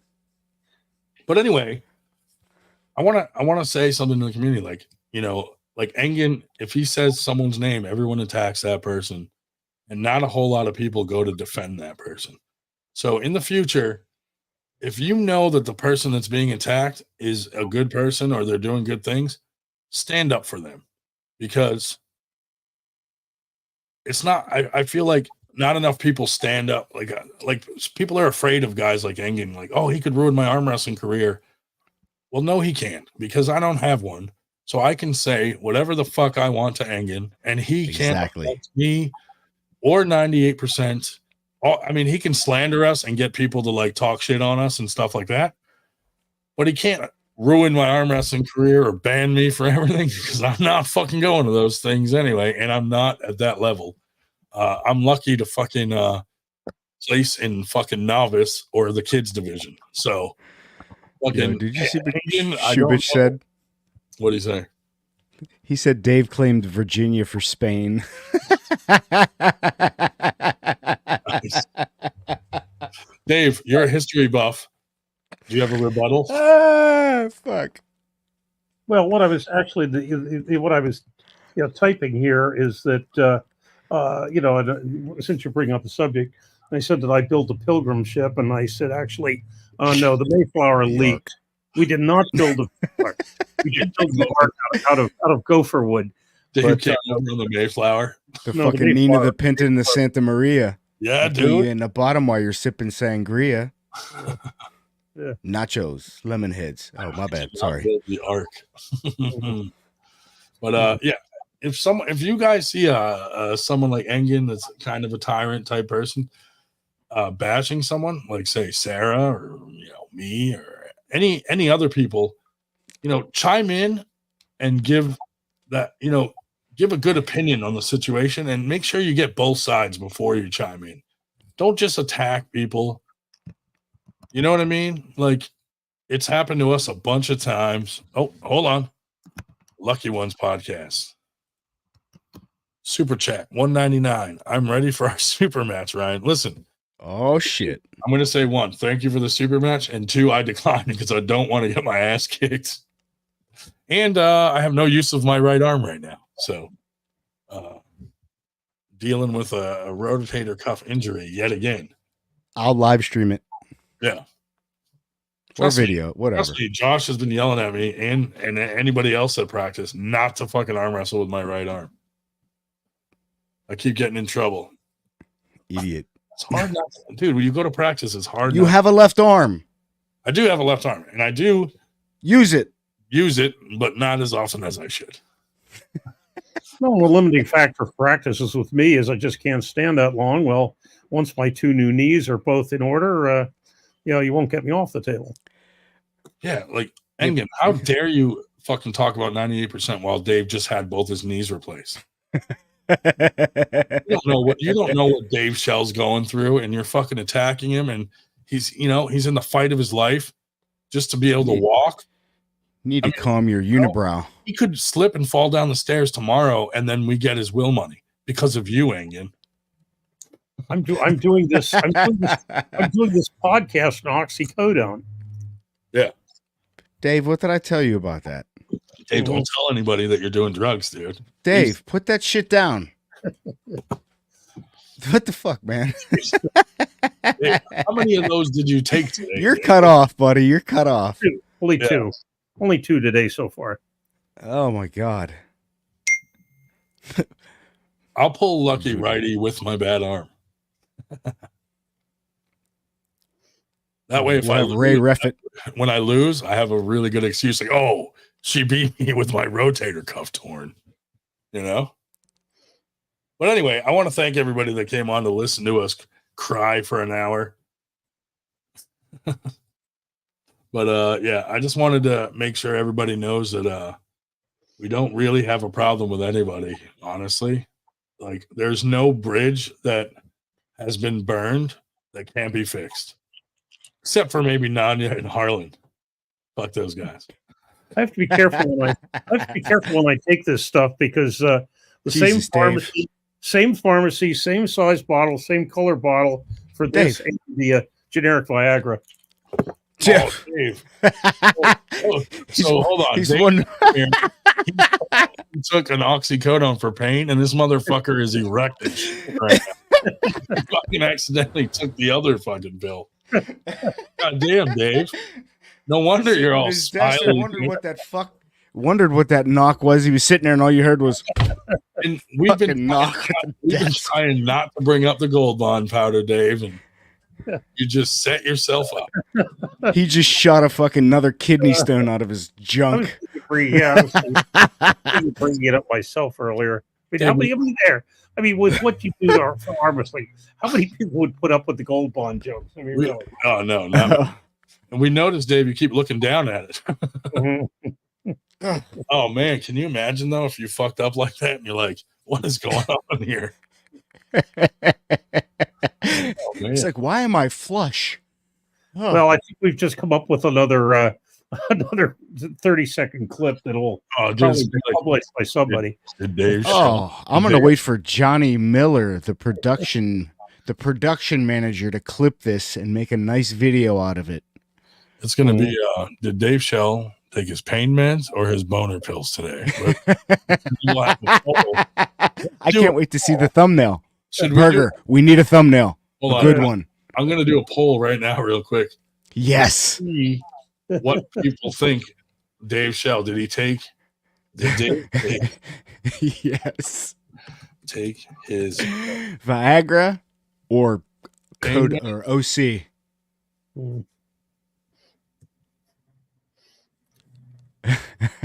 Take his yeah, the generic Viagra costs a little bit more than the 30 pills on the Oxy, 30 pills for $1.16. Hey, you can't go wrong. Yeah, but do you have the heart? Trying to scam you on the boner. Do you have a good enough heart for that shit there, buddy? I raised the question with my primary care physician. He said, yeah, as long as you're not on this, that, and whatever, and I'm not, and whatever. Well, you should start taking the red pills. Don't they make red ones now that look like the little red hots? He took both. He's speedballing. He fucking mixed them, dude. Jesus Christ. So now he's fully erect, but it doesn't hurt. Fuck. It's been 4 hours. It's still there. I'm fully erect, but my knees don't hurt. Boner pills, definitely. Oh, 100% boner pills. Oh, man. 6 votes, and it's 100% already. God damn, dude. Captain Obvious Shell's cocktail. Yeah. Oh, God. Can't get off, but it won't go down. That's awesome. It's like a play on words there, Obvious. Burger, we definitely need a thumbnail for this, though. A good thumbnail. Be creative. Dave, now for like the next month, people are going to be like, I think Dave took his boner pills tonight, or I think he took his. Everyone's going to be guessing every Friday night. Everybody should ask the next time you see Dave and he's up there doing brackets, ask him if he took the OC or the boner pill. Well, that's what I was going to say. That's what you beat me to it. I was going to say, if you want to check it out personally, come I to don't beat you. Antietam in Hagerstown, Maryland, next Saturday. Yeah, we will all be there, man. That's right. We're all going to Knuckles Up. We're all going to Antietam. We're all going to AC. The whole 98 crew. We'll be all around, and we're going to throw more tournaments this year. So be ready for some pop-ups. We have a huge tournament the same day as Keystone. Just kidding. Oh boy. I'm just kidding. Yeah, and I'll tell you, when a certain group has their national championship in Allentown, I might even show up there. Probably won't compete, but I may show up. And I just mention it because that's on a Saturday. And hey, Predator always gets together on Sunday to practice. So if any of you folks coming to Allentown for the USAF finals, you are welcome at the Predator practice, and we'd be glad to have you. Welcome. You're welcome to come out and reach out to Sean Latimer as a practice local. Josh Vinicor, Huntington Valley. Yeah, although local in that case is an hour and 15 minutes away. Local in the case of Predator is about one exit on Route 22. Yeah, anybody out there that wants to come to a practice, man, come out and check out these 3 practices that are in a triangle away from each other, basically, and all within about an hour or so drive. Not bad. 2 on Sundays, 1 on Tuesday. I have frequented all 3 of them, and they're all great people, great teachers at all of them. Come out to our area and check them out. Also, the High Five Club's not far, and they have a really great practice with a lot of people there too. Beast Mode, Harrisburg, Lancaster. Yeah, a lot of good practices up in upstate New York that our friends are part of. Yeah. No, hey, if I wanted, I could go to a practice within 2 hours of my home. Well, less than 2 hours, actually, every night of the week except Friday. Friday, I have to go further. But there's something going on every night. When we open up our 98% headquarters, we will have a practice Friday night. I'll take care of that one. Yeah, there we go. We'll take Friday night. And they're spread out enough that if you want to go to our practice at 10 o'clock in the morning Sunday and then go over to an hour 45 over to a High Five, there's at 5 o'clock. Have the phenomenon of going to 2 practices a day. After Harrisburg the day before. If we do FTG Friday at the fucking 98 headquarters, we could do the podcast there also live, all of us there in the same room. That would be sick. Yeah. And I'm old enough to remember when sick meant you were sick. No pants. Nobody will have pants on the podcast. All just shorts. Tidy whities. All Speedos. Yeah. Banana hammocks. Banana hammocks, yes. Yes. Yeah, the only time I ever saw that at a tournament was when that one out in Pittsburgh, where was his name? From Josh Lee's group showed up in a Speedo. But Voodoo said he's a PAL ref if needed. I was born and raised in Pittsburgh, and I never once knew about an arm wrestling tournament there. Well, this was about 2 years ago. They had something out. Yep. Yeah, they have 2 groups in Pittsburgh, both in eastern suburbs. One in Plum, one in North Huntington. Plum is. Dude, that's kind of like the Matrix. Like Dave has a pill in each hand, and you have to choose the red one and the blue one. And one's a boner pill, and one's an oxy.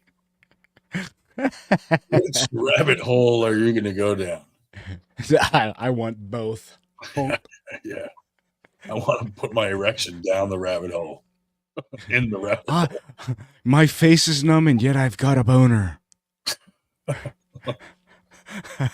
See how fun things are when we get the drama out of the way early? I will say this, since 98 is growing and we're trying to grow our crew, we do have a 98 street team, sort of like a, questionnaire. So if anybody out there wants to help us out in any way, you can fill that out and you'll be able to give us some information about you, like whether you want to ref or you want to help with this or you want to be an admin on a certain state or country, fill Did that Johnny out. give you the link for that so we could drop it in the chat? Yeah, I wish I knew how to get that link right now. Oh, Johnny, are you still on? I know he was on here earlier. Maybe he's asleep. No. He runs that. Well, tune in Friday. We'll promise it by then. Yeah, he runs the Stream Elements to do like some. We have a Discord now, so any of you that like Discord, go check out our 98% Discord. We're going to be doing some stuff. I might be able to grab the Discord link. I think it just got posted by the stream thing. Oh, it did? Yeah, okay. Just further up. But yeah, you can find us on Facebook, Instagram, TikTok, and Twitter. See that? Stream Elements, dude. Telling it how it is. Great idea. We'll be on TikTok until they either manage to wrest it from the Chinese Communist Party or close it down. What, is it getting shut down? Did they figure that out yet? Well, they Congress and the president signed the bill to they have to divest within, I think, 270 days, or it was 170 days or something, or they will be shut down. What kind of country is this where they're telling us we can't fucking have an app on our fucking phone? Come on, dude. If I want to fucking allow a fucking app on my phone that could possibly hack my entire fucking life, it's my decision. Well, and what's remarkable is, the government does that already. Yeah, Biden signed it into law, but his campaign is still going to have a TikTok account until the election. Hashtag Edward Snowden. I don't have one. I waste too much time on Facebook. Yeah, I don't have any of that. I go on TikTok. I don't think. And just watch. I just watch everything. You know what I mean? I have an Instagram account, which I never bother with. Because, dude, I watch those. You know those guys that have a story and they come up on stage and they sing and they fucking have the voice of an angel. Dude, it makes me cry every time. My wife makes fun of me. My daughter, what, Daddy, why are you crying? And I'm like, how the fuck are you two not crying? This fucking guy was homeless and he's the voice of an angel. Bro, that's why I don't go on Instagram that much anymore. It's like there's that AI voice and it's always there about like self-pity and, do this, you're a king. And I'm like, what the fuck, dude? No wonder why everybody's depressed. Turn this shit off. You have the heart of a lion deep inside of your soul. No one will ever understand you. You're right. Carolyn asked where I got this finger flexion apparatus. Oh, Josh, you should make these, and we say it's. I did make them. Apparatus. Oh, Josh did make these, but what I'm saying is you should make more of them. And Carolyn just fucking nailed it. These are finger flexion apparatus. You can really get the flexion. Oh yeah. Yeah. You know what I mean? Just let me know. Pick a color. Flash, paperweight. Pick a color. I already got them saved. Dude, see? They know, dude. Ryan has a heart. That homeless guy had a beautiful voice. See what I mean, dude? I can't even hold back the tears, dude. When someone's up there and like you can tell the crowd and the judges are like, this fucking wacko is not going to be able to sing. And boom, they have the voice of 1,000 angels. But yeah, that shit will make me cry every time, dude. Like a beautiful music. So sad. That's beautiful, Ryan. I need a good cry, dude. I go watch some beautiful, auditions on The Voice or on, American Idol, and you'll catch me here sobbing, just going, "Wow, fucking sounds like a cherub." It's the Catalina fucking wine mixer. Captain Obvious said, "Have you watched the AI Joe Rogan channel? It's better than the real thing." That's sad. Carolyn, you actually want one? You come down, I'll just give you one. I've got a stack of them. Yes. There's a couple of them right here. Lots of people on Discord, man. So there we go, dude. Finger flexion. But Carolyn, you got to go to Discord and you got to join the Discord. These are 98%. finger flexion. Engen only has 2% ones. These do 98% of your fingers. Engens just do the 2%, like just the pinky. These do all the fucking 98%. This does 98% of the phalange. 98%. The phalange doesn't get the thumb. Yeah, it doesn't get the thumb, but that's not a real phalange in the first place. White Wolf in the house. What up, man? But yeah, Discord, dude. Go follow Derek Smith. Go follow 98. Go follow Arm Gods. Anybody else who the fuck is on Discord? Go on TikTok.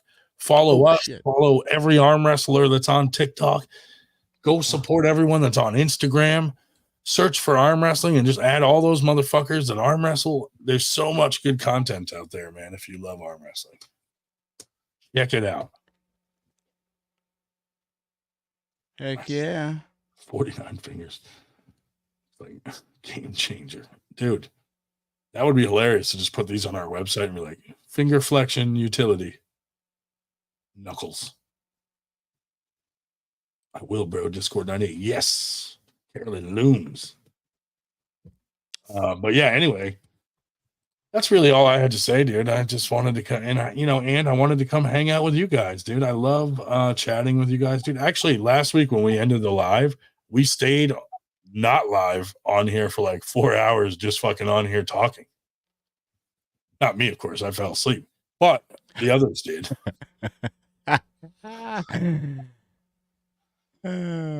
Dave foretold the prophecy of the dinosaur killing meteor, but somehow survived it. Yeah. Dave actually crawled down the esophagus of a large dinosaur and survived that by being inside and protected by the carcass of a dinosaur. Well, that's where God got the question of knowing the whale. Yeah. Oh, dude. I think my entire house is surrounded by the Turkish mafia right now. I am fucked. The unibrow mafia. Some sort of drone is gonna fucking slam into my house tonight and go kaplooey. Yeah. Look, if I'm blown up and they find C4 or curry or any like 1,000 fleas from the armpits of 1,000 camels, then you know who killed me. There's eyebrow fuzz on the missile. You guys, as my witnesses, know who fucking attacked me in my sleep. If I sleep tonight, I might just keep one eye open. Beerman barely escaped with his ears when Engen was pissed him. I feel like if I went to Turkey, dude, I'm getting beheaded. Absolutely 100%. Someone's going to be in a video holding my head up, and they're going to send that video to my family. Why am I going to get fucking suicided? Come on, man. So is Josh. They just threw that in there, dude. We're all dead. The only person, Dave's going to fucking outlive. I've been to Turkey. I've got a Turkish rug. Dude. This bastard's got me all drunk, and I end up leaving with like 4 rugs. But man, the beers were good. Does anybody know any Turkish jokes? Dude, let's Google this fucking shit, dude. We need a Turkish Dave joke. Is sort of okay. Okay, I see how Dave is okay, but Dave's Josh okay. and Ryan are getting it. Can you imagine if Shell outlives all of us, dude? Jesus Christ. Turkish joke, dude. It better not. Dude, what if it's a fucking joke about eyebrows? Well, I'll tell you, the other historical fact to put people to bed is that you think the translation is bad now. Turkish was written in Arabic script until the early 20th century when they changed it over to the Roman alphabet. A lot of these, real mess. You wouldn't even been able to pronounce what the hell he was saying. A lot of these jokes are like your mother fucks goats type of jokes. Is that I spent years over in a very sandy country. I'm still shaking sand out of places that I didn't know existed. Like, and yes, I've been to Turkey too, plenty of times. The first one says, "No laughing matter. Never joke about Turks." Great. That's not good. Man, does no one has a Turkish joke, dude? What the fuck? Let me see here. Captain Obvious said, "Insult the family goats, and it's on." There's no jokes about Turks because they don't have a sense of humor. So they don't make jokes well. So there are no Turkish jokes because they wouldn't get them. Jesus Christ, dude! I should have known better. How the fuck is there not a Turkish fucking joke? Captain Obvious said, "Look up Turkish comedians." Oh, I could do that. Dave was the first man to peel a banana.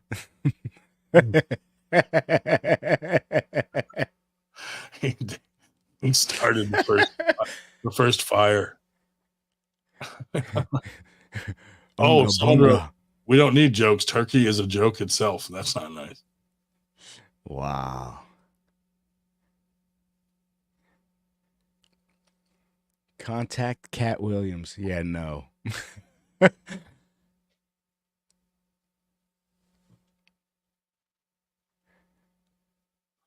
Some of them are in Turkish and I can't read them. Yeah, but can't you translate it? You can use your browser to translate. Should be up in the right-hand corner. Engin was 20 minutes late for work, but his eyebrows were on time. Turkish joke. He showed up to the table before he did. Who's that? What is that? What's tickling my ear? Who's here? What is that hairy caterpillar? Dude, I should get his home address and like mail him a set of clippers. You know what to do. You know what to do, Engin. Just fucking. That's terrible. What is it? The lawnmower 5.0 from Manscaped? Yeah. Dude, you know what though? Someone's gonna clip this and send it to him. Like, look, they're trashing. Like, we're joking around, man. This is well, they're not gonna put that in there. This is nothing like the shit he's been posting about us and other people. Like, he's a nasty little man sometimes. These are just jokes about eyebrows. Big fucking deal, dude. I got bushy fucking eyebrows. I'm fat. I didn't even trim my beard in the past 2 weeks. You know. Me neither.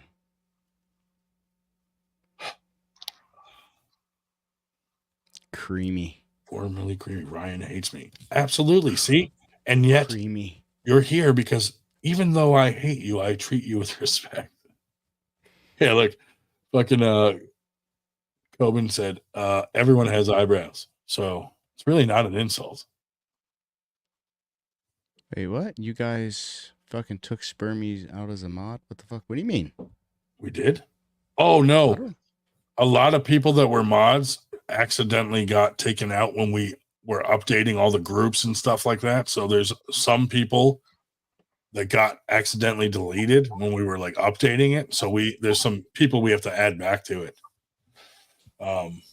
Yeah. So that's what happened. Just like the all the memberships got taken down. Yeah.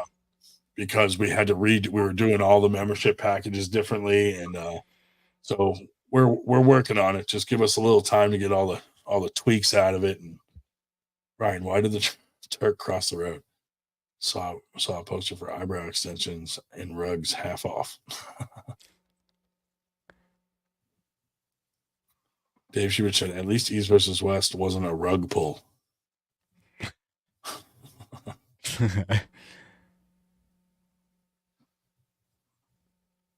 McGillicuddy said, sure, that was an old Aussie excuse. Well, it did really happen.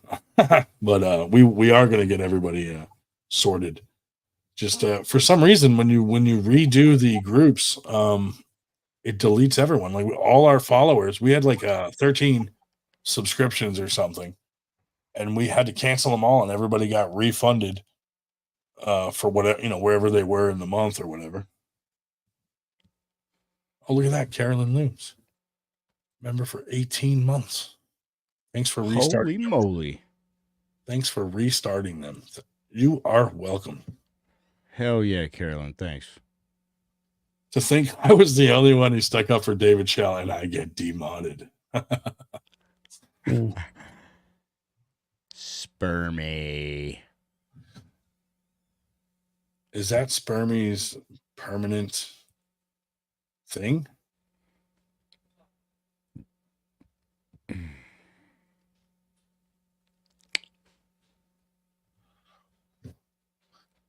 David Engen made s'mores together before the Continental Draft.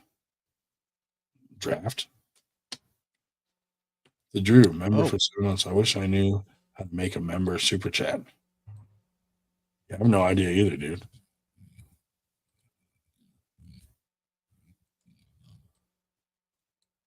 Wenches matter too.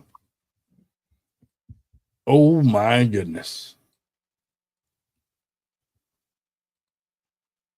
Here we go. If anybody wants to be a part of a team. Oh, you found the link? There's a link to the form. Oh my God, dude. Go fill out that form, dude. It's simple questions like can you speak Turkish? Can you speak Turkish? What is the exact width of your areola?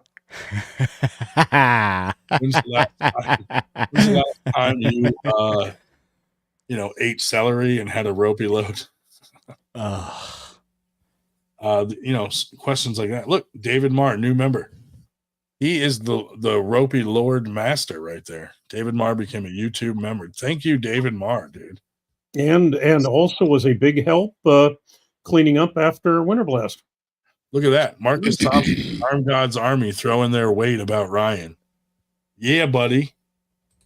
That's how it goes, man. The exact width of Engen's eyebrows. If you can guess the width of Engen's eyebrows, dude, whoever comes the closest wins some kind of medal. Make sure that you guys, first off, support the fuck out of Arm Gods. Let them know how much you love them and go to all their events, especially when we combine Arm Gods Friday night preliminary super matches, Saturday Winter Blast, and Sunday the premier super matches by Arm Gods on Sunday at the next Winter Blast next year. Stay tuned. It is going to be awesome. Carolyn Looms with a $5 super chat. Mar, hashtag rope lord. He is the rope lord. He is. What do we do? Please tell us. What can we do? Please tell us. Arm Gods, Winter Blast, hashtag. Yes. Yes, David Marr. This guy already knows who will win all those matches. Nice, Marcus. Let me know when you're going to release that, and I will share the fuck out of it. Boom.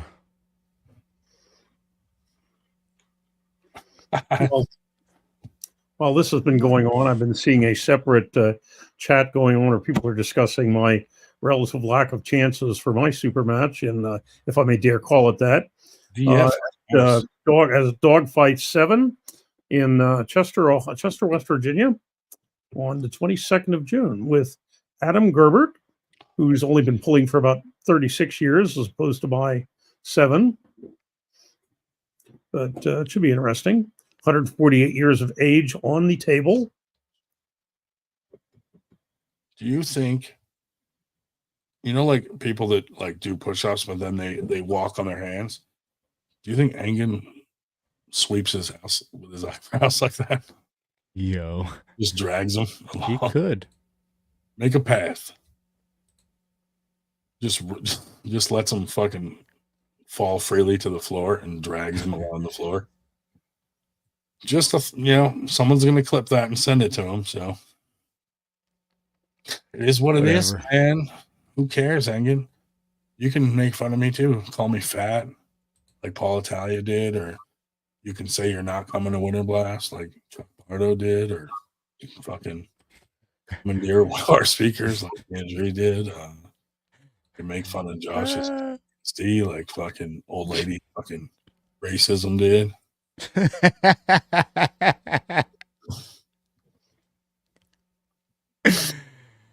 It's funny.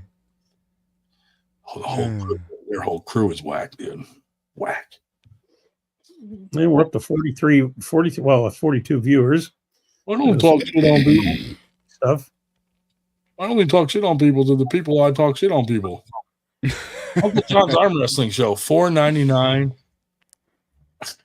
Hashtag enemies of the sport. Fucking A, Uncle John.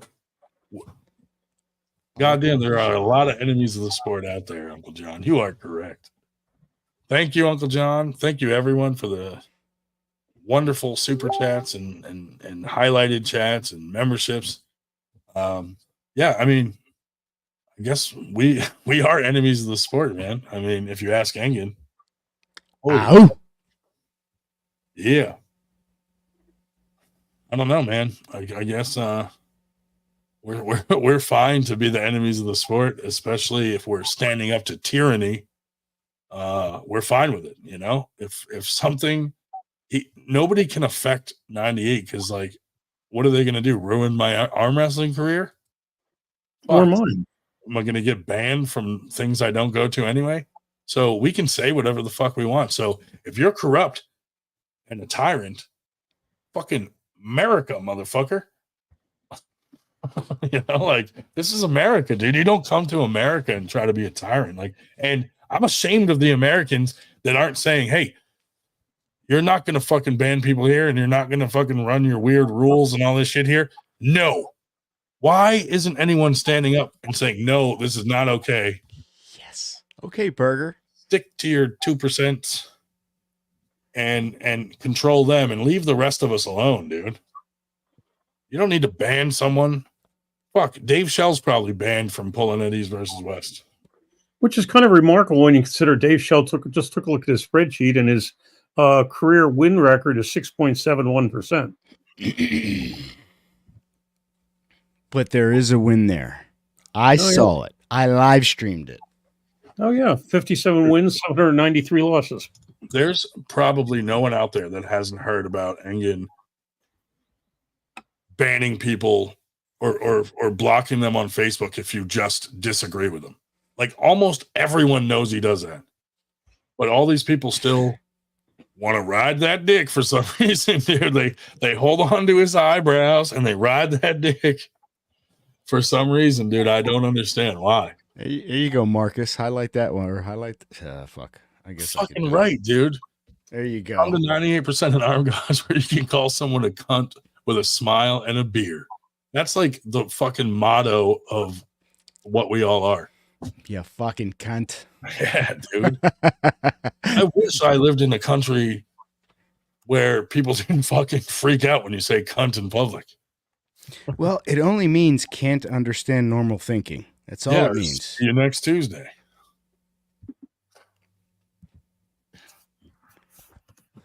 Yeah, see, Meta knows, dude. Don't make me put on my Pillow Bandit mask, dude. To this day, I am not legally allowed around a pillow. Like, when I went to jail for the Pillow Bandit thing, they did not. Funny. I could not have a pillow in my cell because of the crime. I had to just sleep on the fucking mattress. Bullshit. Did you smell the mattress? Yeah, dude, I was licking it. I was like, oh, who was on this? Whose sauce is that?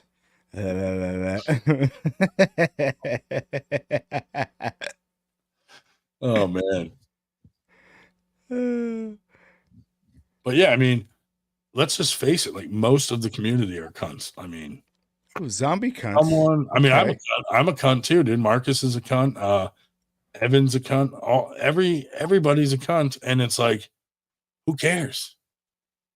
But these guys are fucking bitch all the time. They're real cunts. You know what I mean? Like, they're like, if I call Marcus a cunt, he knows how I mean that. But the fucking guys in the arm wrestling world are cunts. You know what I mean? There's a difference there. That's two different. That's two different cunts, dude. Imagine, dude, you pull a girl's pants down to look at the cunt, and you see his eyebrows on each side of the lip. Holy Jesus! Like 80s porn bush. Looks like a Venus flytrap. Eyebrow hairs are like this. You're like, holy fuck. Holy fuck, dude. His eyebrows are like a fucking Venus flytrap. Bro, can you imagine how these conversations would go if we were all drunk one night? Probably 10 times worse. You know? Yeah, we kind of like when we used to have Urich on when he was on something from Washington State. Oh, when he used to get all methed out. Yeah. Hey, did he? Is he alive? I really don't know. Holy Christ. I haven't heard that name in a while. Yeah. I miss having Ron the Don on, too. That was always fun, dude. Fucking A. Hey, White Wolf, does Arm God's Army have their own Discord channel? Send me an invite. Hell yeah, dude. We're on Discord now, too, dude. We got to fucking unite the clans.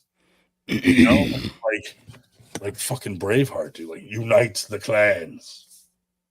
You know, and then, just so you specify, it's not the same clan as Erickson. Yeah, that's a whole different clan, dude. Holy moly. Eric's clan is way different. Oh, yeah, no, you don't want to be involved in that clan. Jesus Christ, dude. That guy. Fuck that guy. I mean, you can't be it's Devin's Forearms. I'm already in that one. You can't be any more of a loser than Eric Carlin or have a lower IQ without really being like mildly retarded or, you know, unite the clans with a K. No, Shubich. Yeah, what the fuck's the matter with you, Shubich? We started 98 clan with a C. No, crazy Uncle Jim. That's Eric Harlan, dude. He's the fucking one that likes pointy hats. I could picture Eric Harlan, dude, on a Saturday night, like out front, burning a cross. Camping is a badge. Like burning a cross and roasting marshmallows on it in a fucking lawn. all by himself. And he's getting just shot by lesbians. Yeah, he's rubbing that scar on his love handle where the lesbian contemplating. He's just contemplating his life, like, how did it come to this? No friends, just a burning cross and marshmallows. Stale marshmallows that are all hard and fucking shriveled. And he's just fucking roasting them and eating them, rubbing his fucking lesbian shot scar and being like, is this my rock bottom? I work at Freddy's Steak and Custards. Can he get any more than this? But just to be clear, make the custard. Just to be clear, he's not on the custard line. He's on the smash the burgers line. And I just want to say, dude, that Eric Harlan is also a human being, and we don't know what Eric Harlan's going through, so we shouldn't be so hard on him. But also, fuck that guy. Oh, come on. We're only making fun of an event that happened. Well, some fucking people, very few, completely deserve what they get. You know what I mean? You have it coming. I mean, you come on our show and disrespect everybody and Dave Shell and this and that, or, you know, you got to expect we're going to talk about it. Well, meanwhile, Dave Shell is his only viewer. I was looking at this item on Facebook the other day, and they noted that marrying your first cousin is legal in California, but is not legal in West Virginia. So we've probably been insulting the wrong state. California, go figure. Yeah. Oh, here we go. What do I got here? Let's see. Here we go. Uh-oh. Uh-oh. Oh, it's a video. Uh-oh. Somebody already clipped us? I don't know. I got to watch this after. I got to watch this after when I can focus for how long is it? 10? I can't tell how long it is, but I got to watch that. Thank you, Marcus. Harlan started his own show, Ban Grondin. We should not talk about Joe Biden in here because I feel really bad that his uncle was eaten by cannibals. That's terrible. What? Joe Biden told a story that his uncle, he said he was like a pilot in a plane that went down in New Guinea. New Guinea, and the body was never found because there were a lot of cannibals in New Guinea at the time. And then the Pentagon released something saying, first off, he wasn't a pilot, he was a passenger, and the plane went down in the ocean, and they drowned. One survivor said, no, nobody got eaten. And then New Guinea is irritated. Like, hey, why the fuck would you say our country has cannibals running around loose like this? So negotiations with New Guinea are off the fucking table. Thanks a lot, Joe Biden. Guy's a moron. Dude, who fucking says that, mate? And he wants to debate Trump. Holy Jesus. I think he should. Dude, absolutely think he should. Go.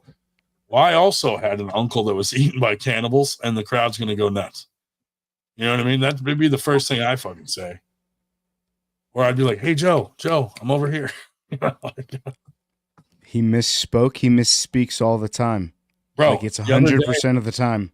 The other day he was saying a story, and he kept saying the word pause because it was written on the prompter on it or on his sheet of paper or whatever.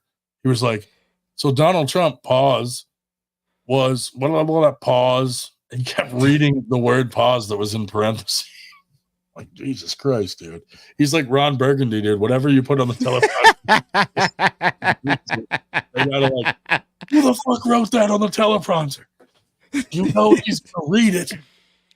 Stay classy. Can't even make this shit up, dude. How embarrassing is that for America? Just like, you know, certain people make Turkey embarrassed. And what that came from Grondin. I've heard the description is described as a human Roomba. A human Roomba. Who was described as that? Biden, human Roomba. Oh, dude. If you took Joe Biden and you put Engen's eyebrows on the back of his shoes and let him wander around, he would vacuum your entire fucking castle. Marcus's Irish castle up on the hill, beautiful castle, would be completely vacuumed by Joe Biden with the eyebrows. Oh my God. We got to stop, dude. Now we're getting out of hand. Well, there's the Discord. If you guys want to join the Discord, Stream Elements, it's halfway through. Click the link. You guys made me tell a big, nice speech about how we're going to not fucking pick on Engen, and I was lying, okay? And that lasted about as long as Eric Harlan's sobriety.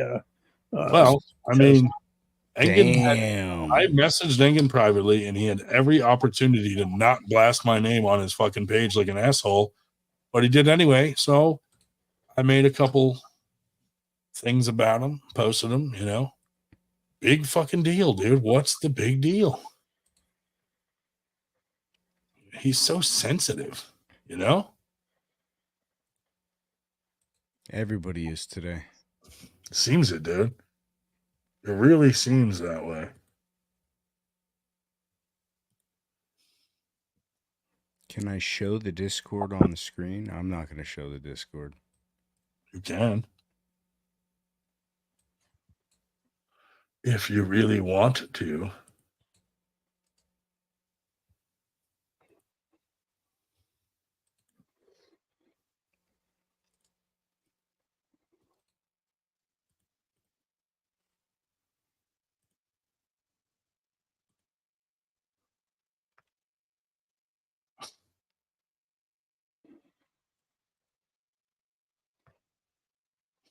Oh, wait a minute.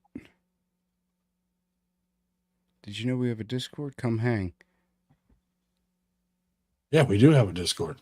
No, it's the Stream Elements, the 98 Street Team application. That's what that is. I thought it was the link to the Discord. Oh, yeah. No, the street team thing is completely different. Yeah. So, but anyway, hold on,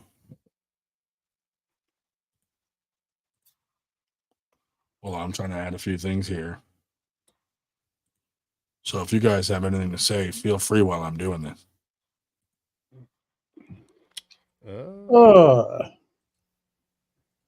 Yeah, let's see. I'm just looking at the comments here. What do you got?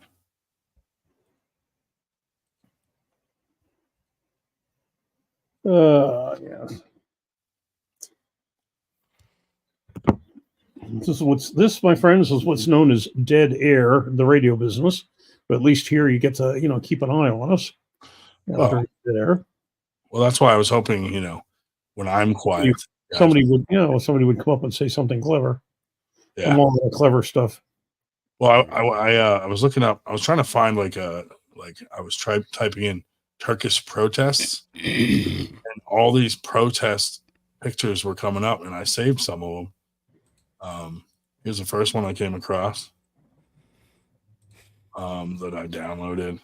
Then there was this one. I saw this one. I saw this one.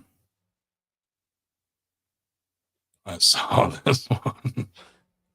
I don't know why someone threw body hair galore in there. It's kind of weird. I saw this one.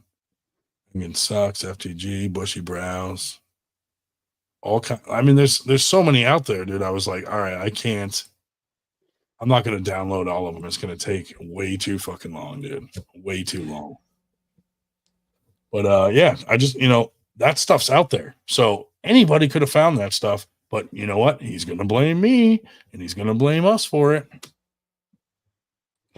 Those crazy 98 guys making memes and trolling.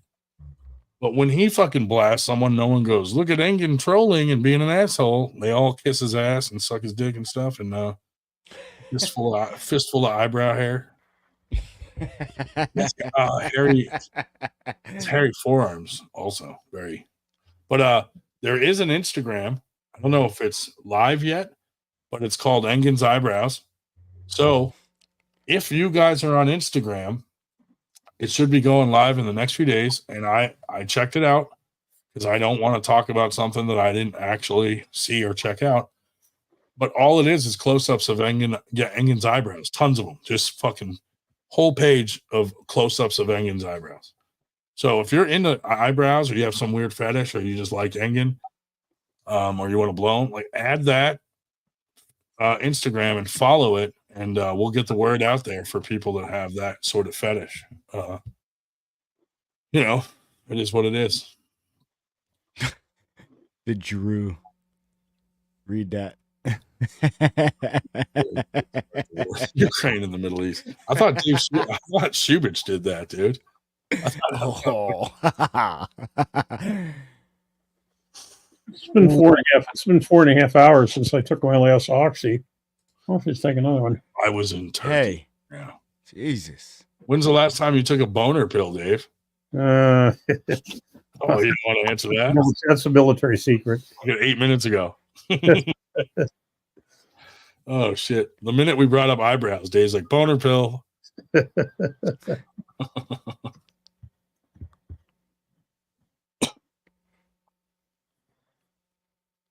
Amy said, "My boy Kane gaslit Engen by calling him old man." Oh, dude, I heard Engen's real sensitive about people that say he looks older than he is. How old is he? I have no fucking. He's I don't know. He's like a tree. He's like a tree, dude. You have to count the eyebrow hairs, and that's how old he is. Like the rings on a tree. Yeah. Oh man. Casey wants to know, why do you need a pill if you're talking about eyebrows? Because he has a very deep-rooted eyebrow fetish. Well, I'll tell you what. Since he's so famous, I've heard he had to be on, on Google and whatever. It's 49 Engen Terzi, November 18th, 1974. Carolyn Looms, you should change your birthday. Engen's 49, same birthday as her. She should change it to another day. Just lie about it. Well, now we know when we see Carolyn Looms has a birthday, we can all send Engen a happy birthday, but like specifically to his eyebrows.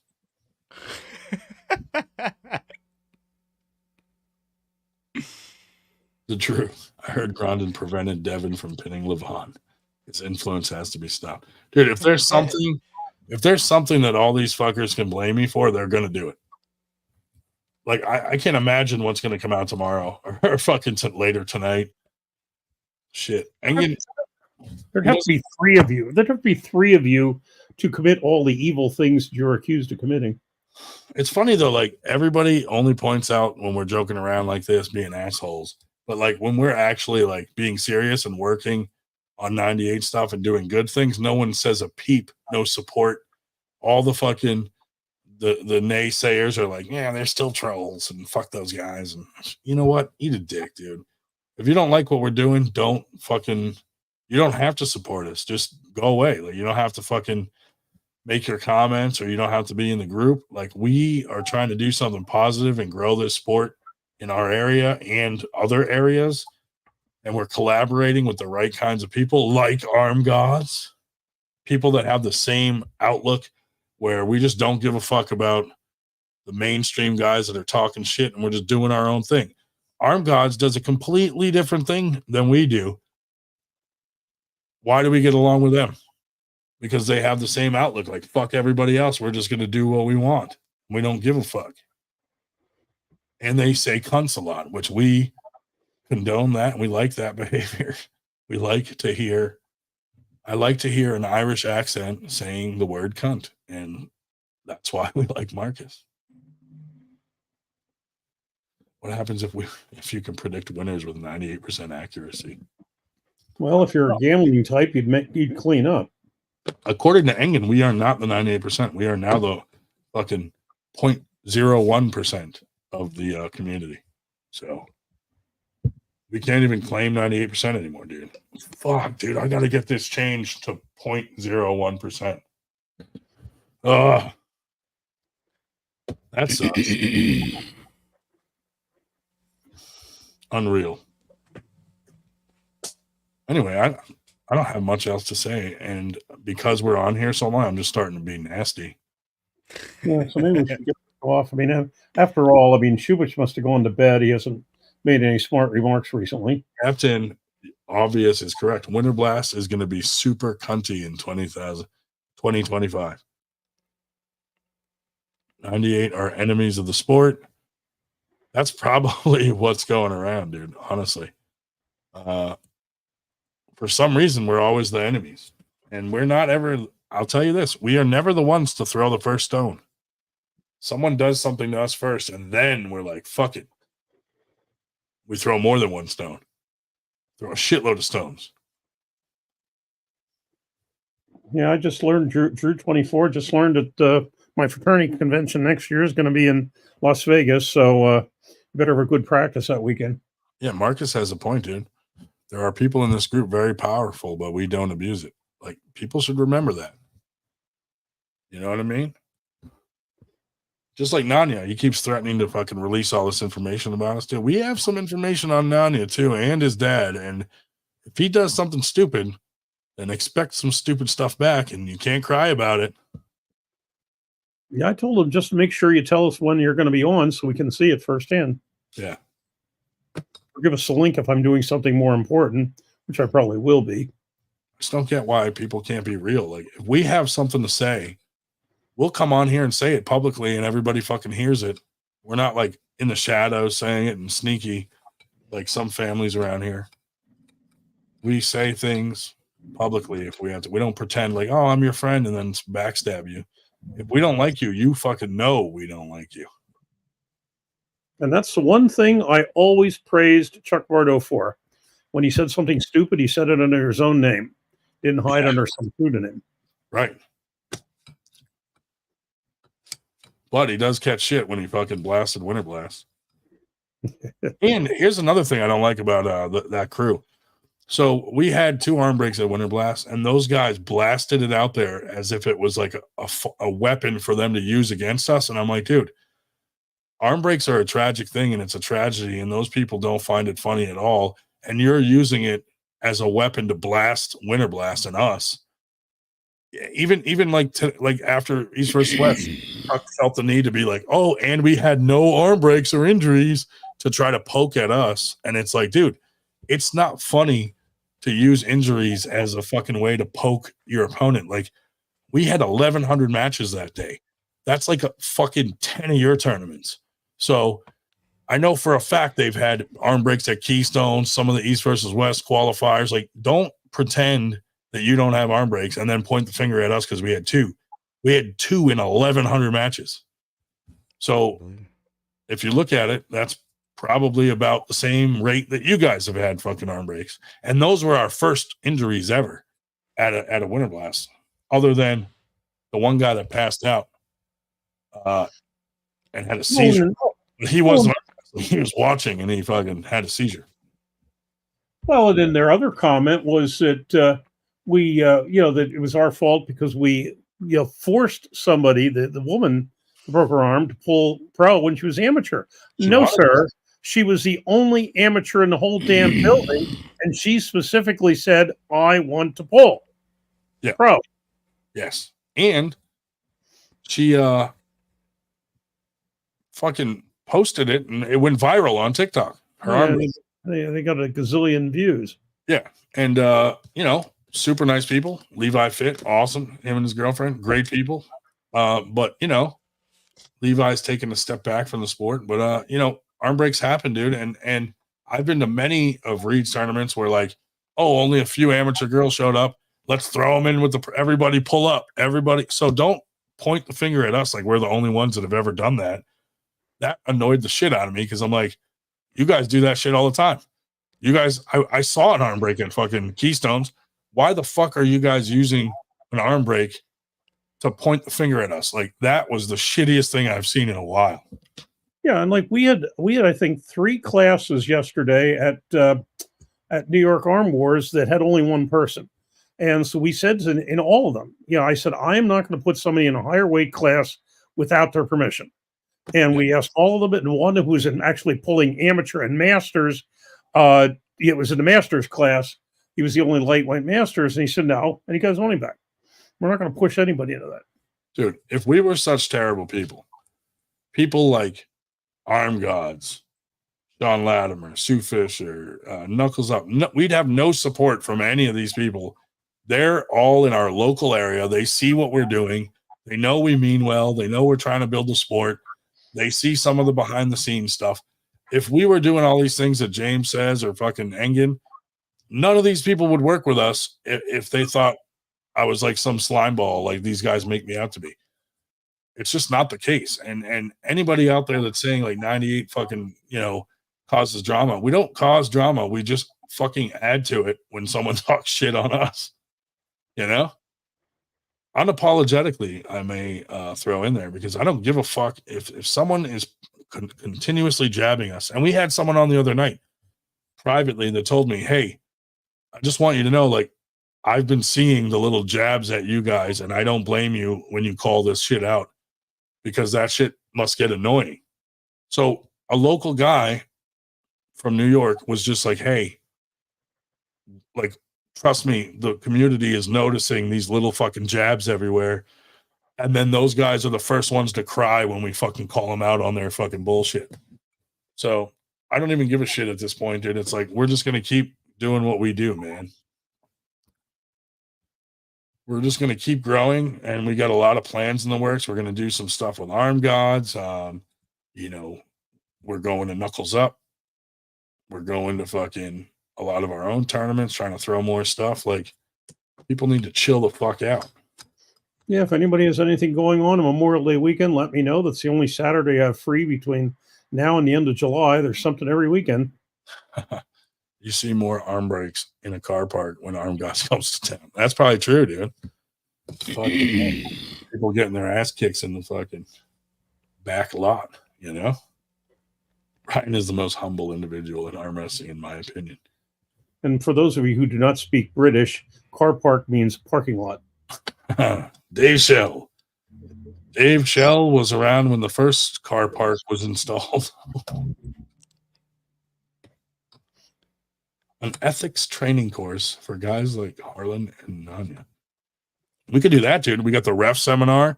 We got the bracket seminar. We could do like an ethics seminar for belligerent asshole arm wrestlers.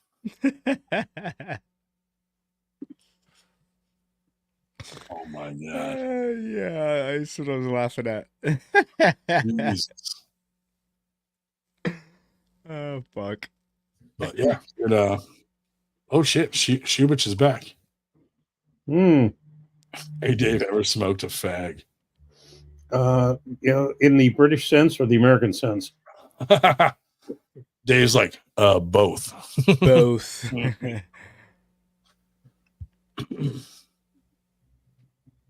Anyway, should we end this shit, dude? Does anybody? Probably be a good idea since we're on else to say? Like, approaching 2.5 hours. We can't have a FTG Friday on a Sunday and go fucking 8 hours. I mean, we could, but that would do no good. And the answer to Shubich's question, British, no. I don't know how people could stand to smoke. I tried to pipe my way to college. It sucked. I thought, you taste this, you taste that. The only thing I ever tasted was smoke. I never understood why someone would want to inhale burning leaves. Mm-hmm. Unless it's doing something awesome to you. I understand weed, but cigarettes? Well, and that I only did once. Once in my life, and that was 45 years ago. What do you think if you rolled up some of Engen's eyebrows in a joint and smoked it, the effect it would have on you? You think like your ego would increase? Probably start banning people. I don't know. Imagine, dude, like, classes. No, you smoke some of that fucking eyebrow, the Turkish chiba, Turkish eyebrow, and then you're like, you're banned. You're banned. You're banned. In all fairness, it's probably not Engen making the decisions to ban. It is probably WAF ahead of him, because on the WAF, committee, there's the Turkish fucking federation, and Engen's part of that. So he probably has to follow some rules. However, you don't have to be a dick about it, dude. You could say fucking no if you really wanted to. I mean, East versus West could stand on its own, honestly, at this point. You don't need to be part of a federation or some big thing. You could just say, fuck you, and we're just going to keep doing our own thing. If you really wanted to. Silly.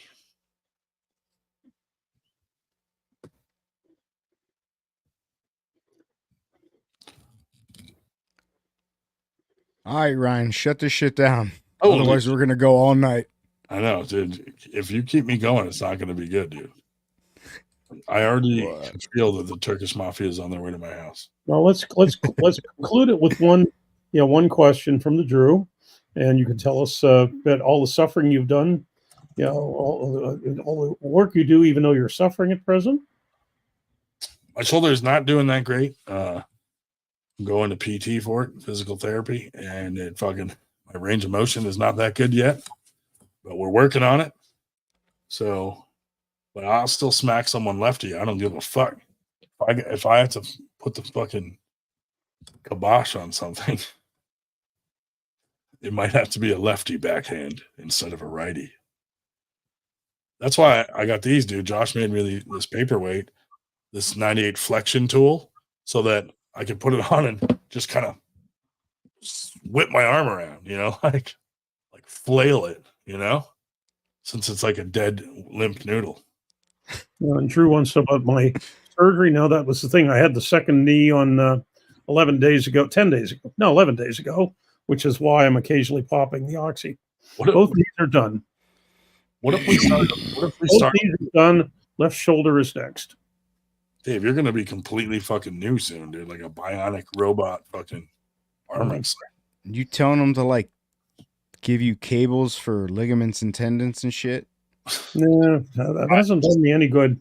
I have the best idea. So if you're out there and you're an arm wrestler and you don't support bands or WAF or this Engen stuff, tonight we're all going to shave our eyebrows in support of no bands. That's how we're going to protest Engen. We all are going to shave our eyebrows. But you guys go first. Well, and they ask me at the barber shop, do you want the eyebrows trimmed? And I used to say, yeah, I don't want to look like with John L. Lewis, but nobody knows who he is anymore. Now I'll have to say, yeah, I don't want to look like Engen Terzi, and then they'll know who I'm talking about. Boom. John L. Lewis was the head of the United Mine Workers years ago and was known for very, very bushy eyebrows. I can still flex the righty. That's about it, though. That's about it. If they changed this to the Devon 98%, it would. That's more viewers. That is true. We could just throw a name in there. Oh, I do remember that, Steve. When the 1, 2, 3 kid got his eyebrows shaved, dude. Oh my God. I'm telling you, if we just mail him some clippers and be like, you know what to do. That must be before my time. You know what to do. 98. Should we just start clickbaiting everyone, dude, and be like, live tonight, we have Engen, an interview with Engen. I mean, you guys have to know that I'm already in the works of having an Engen cardboard cutout fucking made. I mean, I hope it's all eyebrows. Bro, I'll have Burger Photoshop the eyebrows bigger. Like, just or connect them. Like, just, oh my God, dude, this is going to get crazy. Because Engen's probably saying, I'll never go to a fucking 98 tournament like Paul did. Oh, yes, you will. Mm-hmm. Eugene Levy has legendary eyebrows. He does. Let's put Eugene Levy's eyebrows on Engen and then do the cardboard cutout. He does have some fucking bushy ass eyebrows. And you get closer to Engen and you realize on the cardboard cutout that there's fleas everywhere. Oh. Yo. Camel fleas. The fleas from the armpits of 1,000 camels. Fuck. We did invite him to Winter Blast, dude, and he turned us down. Yo, he probably has some serious ear hair going on. You know? Well, he needs a body hair trimmer. Yeah. Hairy little feller. Dude, if someone was saying all this about me, I wouldn't even give a shit, but I guarantee you it's going to bother Engen. You know what I mean? Why? Is it because he looks like he's 59 instead of 49? Don't say that, dude. He hates that. Oh, I have mine close at hand. Close at hand, ready to go. Is that a penis pump? Dave cuts What is that? Dave trims his fucking bush while he's on the 98. Oh my God. When we hear that background noise, it's Dave trimming his pubis. He trims his pubis while he's on the stroller. I don't think Dave leaves that chair, dude. I think he takes his boner pill to get it out of the way so he doesn't nick, he doesn't want to nick the foreskin. The water. So he has to be erect and then he trims the pubis. Trims his pubis. Probably looks like 2 spoiled robin eggs in there. Oh, what's that little mushroom there in the field? Oh man, I don't know, dude. I saw Dave's fucking X-ray and fucker was hung like a fucking horse.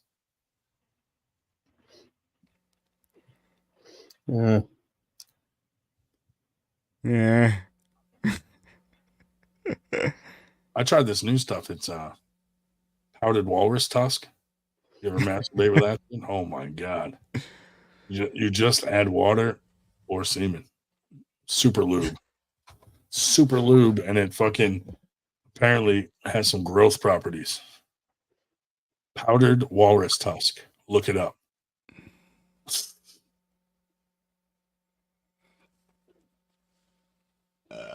We should have left. We should have fucking got off this an hour ago because it's like the late night on FTG Friday now. It's getting out of hand. Well, do you want me? Because I could hit that end stream button really quickly. It's tempting. I keep looking at it like I should really hit this, but we're hanging out with our buddies. This is fun. Ryan masturbates with vanilla extract.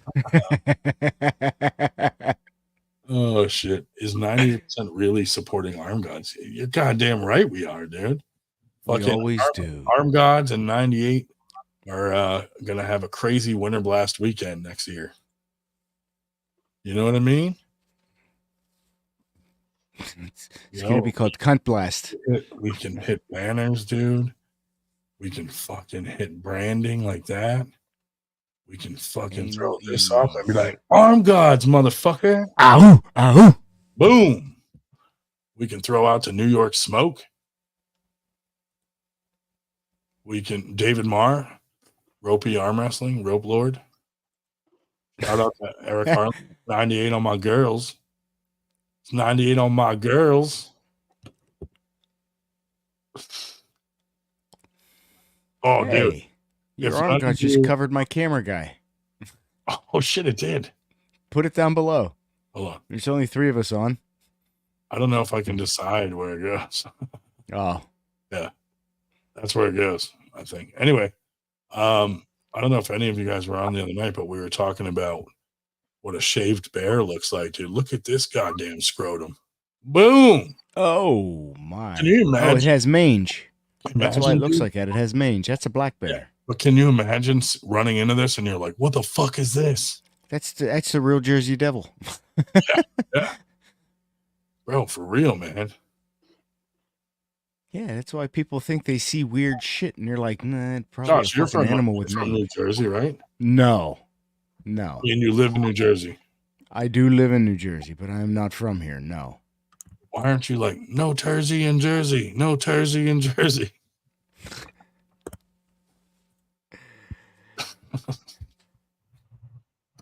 It's already bad enough we're talking about his eyebrows. The shaved bear is the official mascot of the 98. Dude, that has to be it. Like, that's our fucking mascot, shaved bear. All my live streams are going to be taken down now. And Dave shaved that bear with his fucking clippers.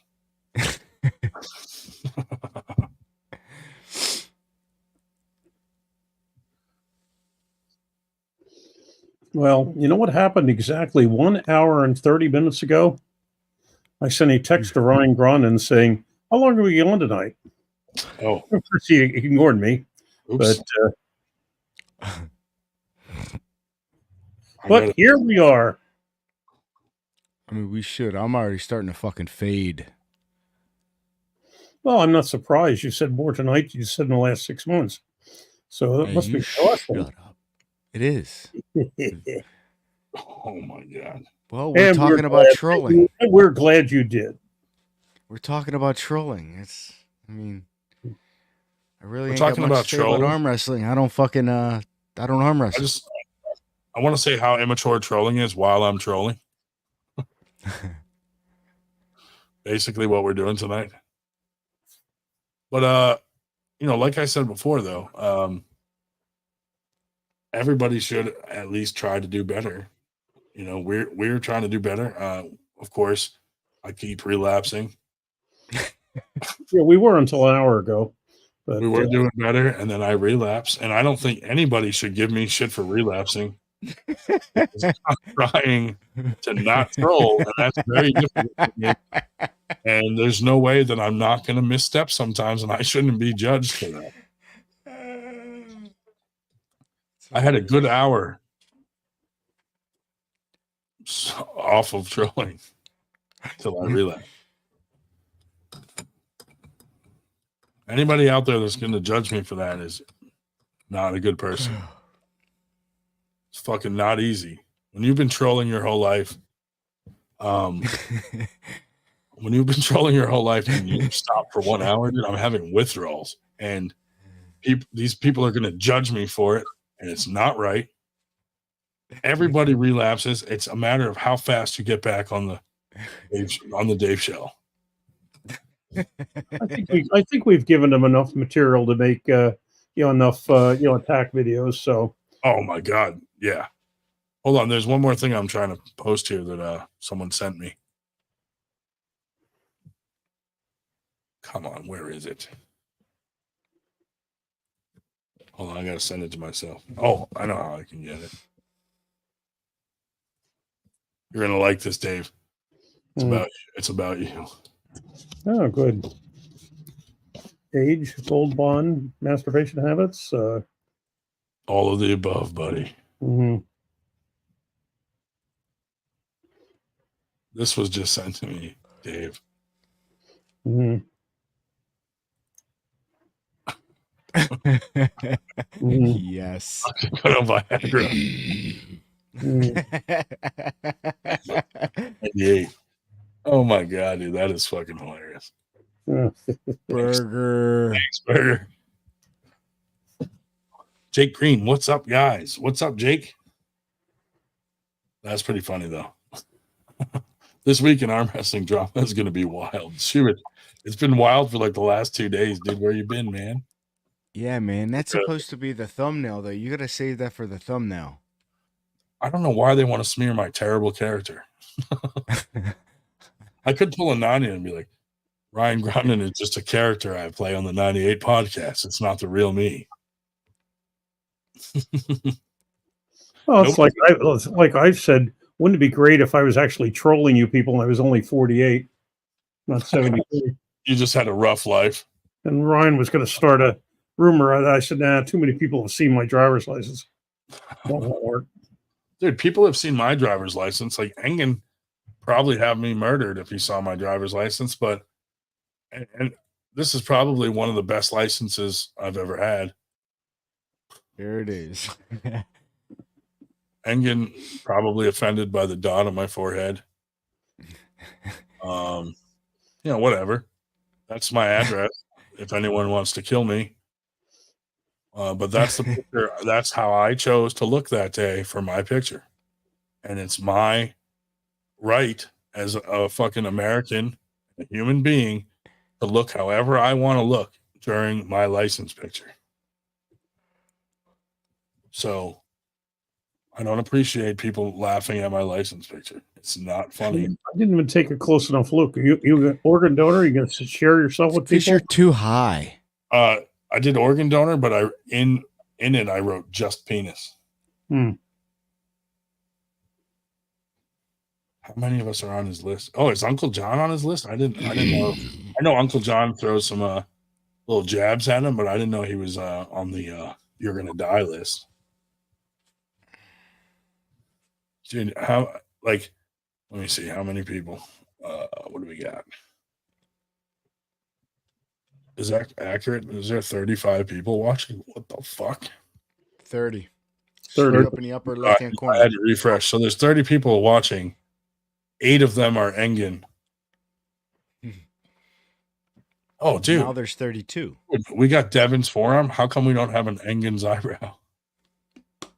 You know I'm going to make a troll later with that name tonight. Damn. Why didn't I do it sooner? Remember there was a Travis's cleft lip? I'm not saying that was me, but I'm not saying that was me. No, we'll get to that in about in July, 3 months or a little over 2 months. In July? When it becomes Cleft Lip Awareness Month. Cleft Lip Awareness Month is a real thing. We were going to throw a tournament for Cleft Lip Awareness and see if Travis would be the guest referee, but then we thought that might be offensive to him, and we were like, maybe we shouldn't invite him. But then would he feel left out? I don't know. God damn. Arm gobs don't give a fucking two craps about what other people think. I agree, dude, and that's their best feature. 35 watching. We are going to rule the world. Fuck yeah, dude. 30 fucking 1 people at a time. We're going to fucking take over this world. It's going to take a while. But since we only represent the 0.01%, who gives a shit? I feel like we got a lot out tonight, guys. We really opened up. We shared. Nobody, thank God, played any beautiful angelic songs that would make me cry loud. Yeah, nobody showed their butt live on camera. Whenever I want a good cry, I just watch Rudy. Huh? Who doesn't cry when they fucking let Rudy on the motherfucking field in front of his friends and family, and this motherfucker sacks the quarterback? Oh, when the fucking crowd, when the crowd's chanting Rudy, dude, who's not crying in that moment? Is it just me? Could be just me. Rudy. Oh, spoiler alert! My bad. Shubich didn't see Rudy. I like how his buddy, or he goes to college, and then his girl from back home is now banging his brother. Yeah. Dude, I mean, if that doesn't motivate you to be successful in life, I don't know what does. You're like, this fucker went home and he's like, man, there's my girlfriend. Oh shit, she showed up with my brother. Oh my God, they're fucking. And then he's like, you know what? I'm not even going to stay for Christmas. I'm going to go back and train because I am going to be somebody so that you regret it, bitch. And I'm going to go talk to the priest. I would have went to my brother and been like, bro, you broke guy code. And it's not fucking cool. Let's tag team her. You know? Do the Eiffel Tower with your brother. Yo. The Eiffel Tower. You know what I'm talking about. I know what you're talking about. I met both Rudy and the actor who played him. That's fucking awesome, dude. How about him being what was his name? Bob in what do you call it? Wasn't he Frodo? Mr. Frodo or something like that? Or? No, he was Samwise Gamgee. He was the I don't know. I've never seen the movie. I just knew he was in there with weird looking feet. You didn't watch Lord of the Rings, dude? No. Are you fucking crazy? Yes. I know nothing. Apparently. When we log off this, you go watch Lord of the Rings, dude. I'm gonna go to fucking bed. Bro. Since I know nothing about modern culture, I had to look up what the fuck Rudy was. Now I know. They did just like 98, dude. They started a fellow Notre Dame Rudy. What? Yeah, Notre Dame Rudy. Yeah, I had to look it up. Rudy Rudiger. And yes, he's a Goonie. He's a real person. And he's a Goonie, yep. And great movie. In Stranger Things, he was that fucking dude Bob that got killed by those motherfuckers in the school. But anyway, dude, we are just like the Lord of the Rings. We are the Fellowship of the 98. This is crazy. Precious. Fucking, we got wizard sleeves. I mean, we have to invent some, secret, call signs. We recognize each other. Yeah. We're the Fellowship of the 98, dude, from this moment forward. We're on a mission. We're on a mission to fight tyranny. Dude, like, Engin is Sauron, evil, all that is bad in the world. I mean, you guys shit tonight. That's what I do. But we really need to raise the bar. Feck those guys. I'm looking forward to going to Arm God's Winter Blast. Hell yeah, White Wolf. Goddamn right, dude. It's going to be badass. Or Vagine hang like sleeve of wizard. Yeah, dude. Exactly, dude.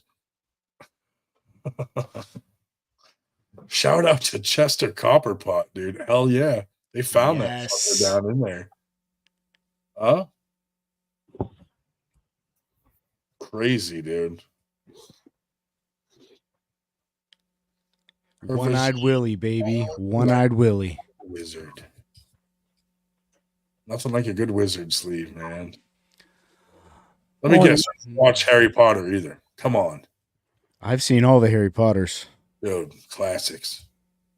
You know you're a nerd if you watch Harry Potter. I'm learning stuff tonight. I had to just look up who the fuck Chester Copperpot was. What?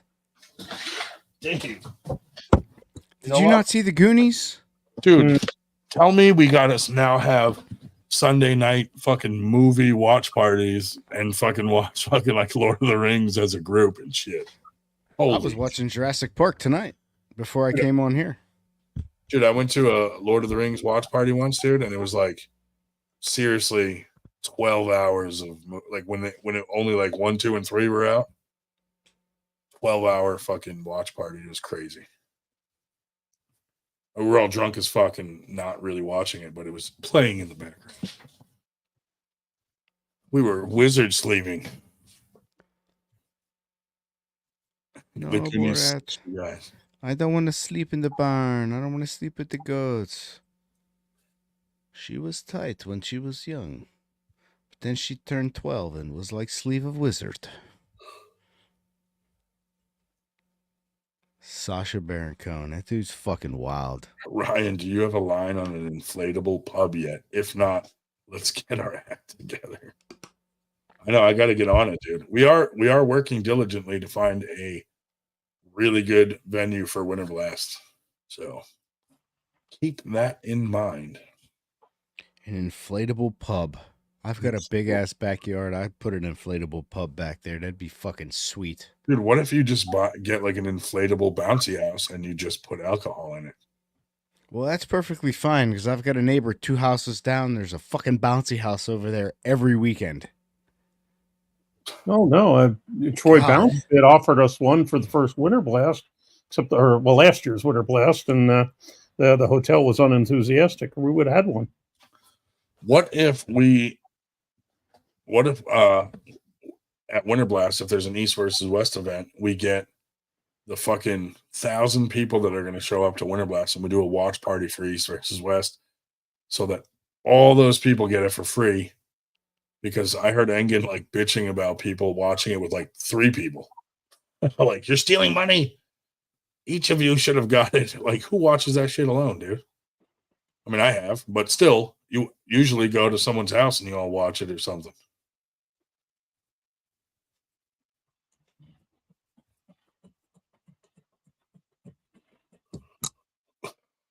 Did you see Shivich's question? Josh, are you going to answer that? Shivich wants to know if in your bodybuilding days, did you use a squat plug? I don't even know what a squat plug is, man. I'm afraid to ask what a squat plug is because it doesn't sound comfortable.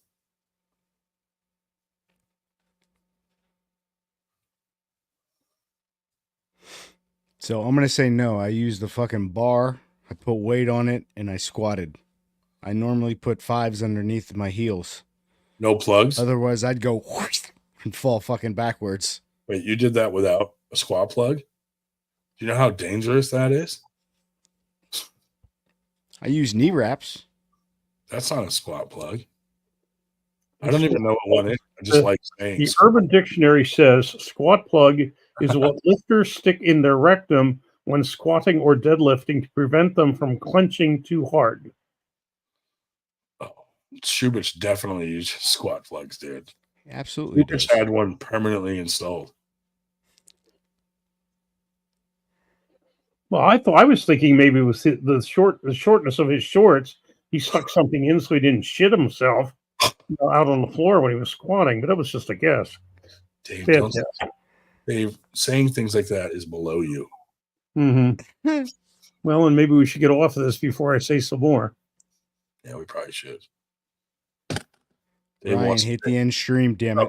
Dave is like, I'm taking this fucking Viagra pill as soon as we get off this thing. That's why he's in such a rush. Anyway, thank you all for listening to us cry and bitch for fucking way too many hours. It was fun, but you know, we cleared the air and now you guys know where we're at. You know what we're about. Some people like it, some people don't, and we don't give a shit about the people who don't. So now you know our stance. Engen, the olive branch is always out there. James Reed. Yeah, I'm sure he's want to grab a hold of that olive branch. Yeah, Engen, right. Engen puts his eyebrow out, and I got to grab it instead of an olive branch. But thanks everybody for coming on tonight. Listening to us cry for an hour. 30 people wasting their Sunday evening on here. We appreciate it.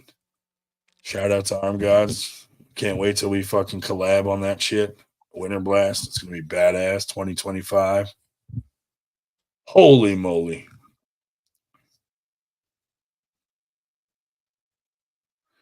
Grundon, could you leave Engen alone and let his organization grow? Winter Blast is taking all the attention. Bro, wait till Arm Gods releases their official Winter Blast 98/Arm Gods collaboration, dude. People are probably going to talk about Winter Blast all year again like last year, and it's going to irritate the fuck out of the entire community. But anyway, thanks everyone. Catch you later. Right. Should I do our intro for the extra? Oh my god, can you imagine? Stay real.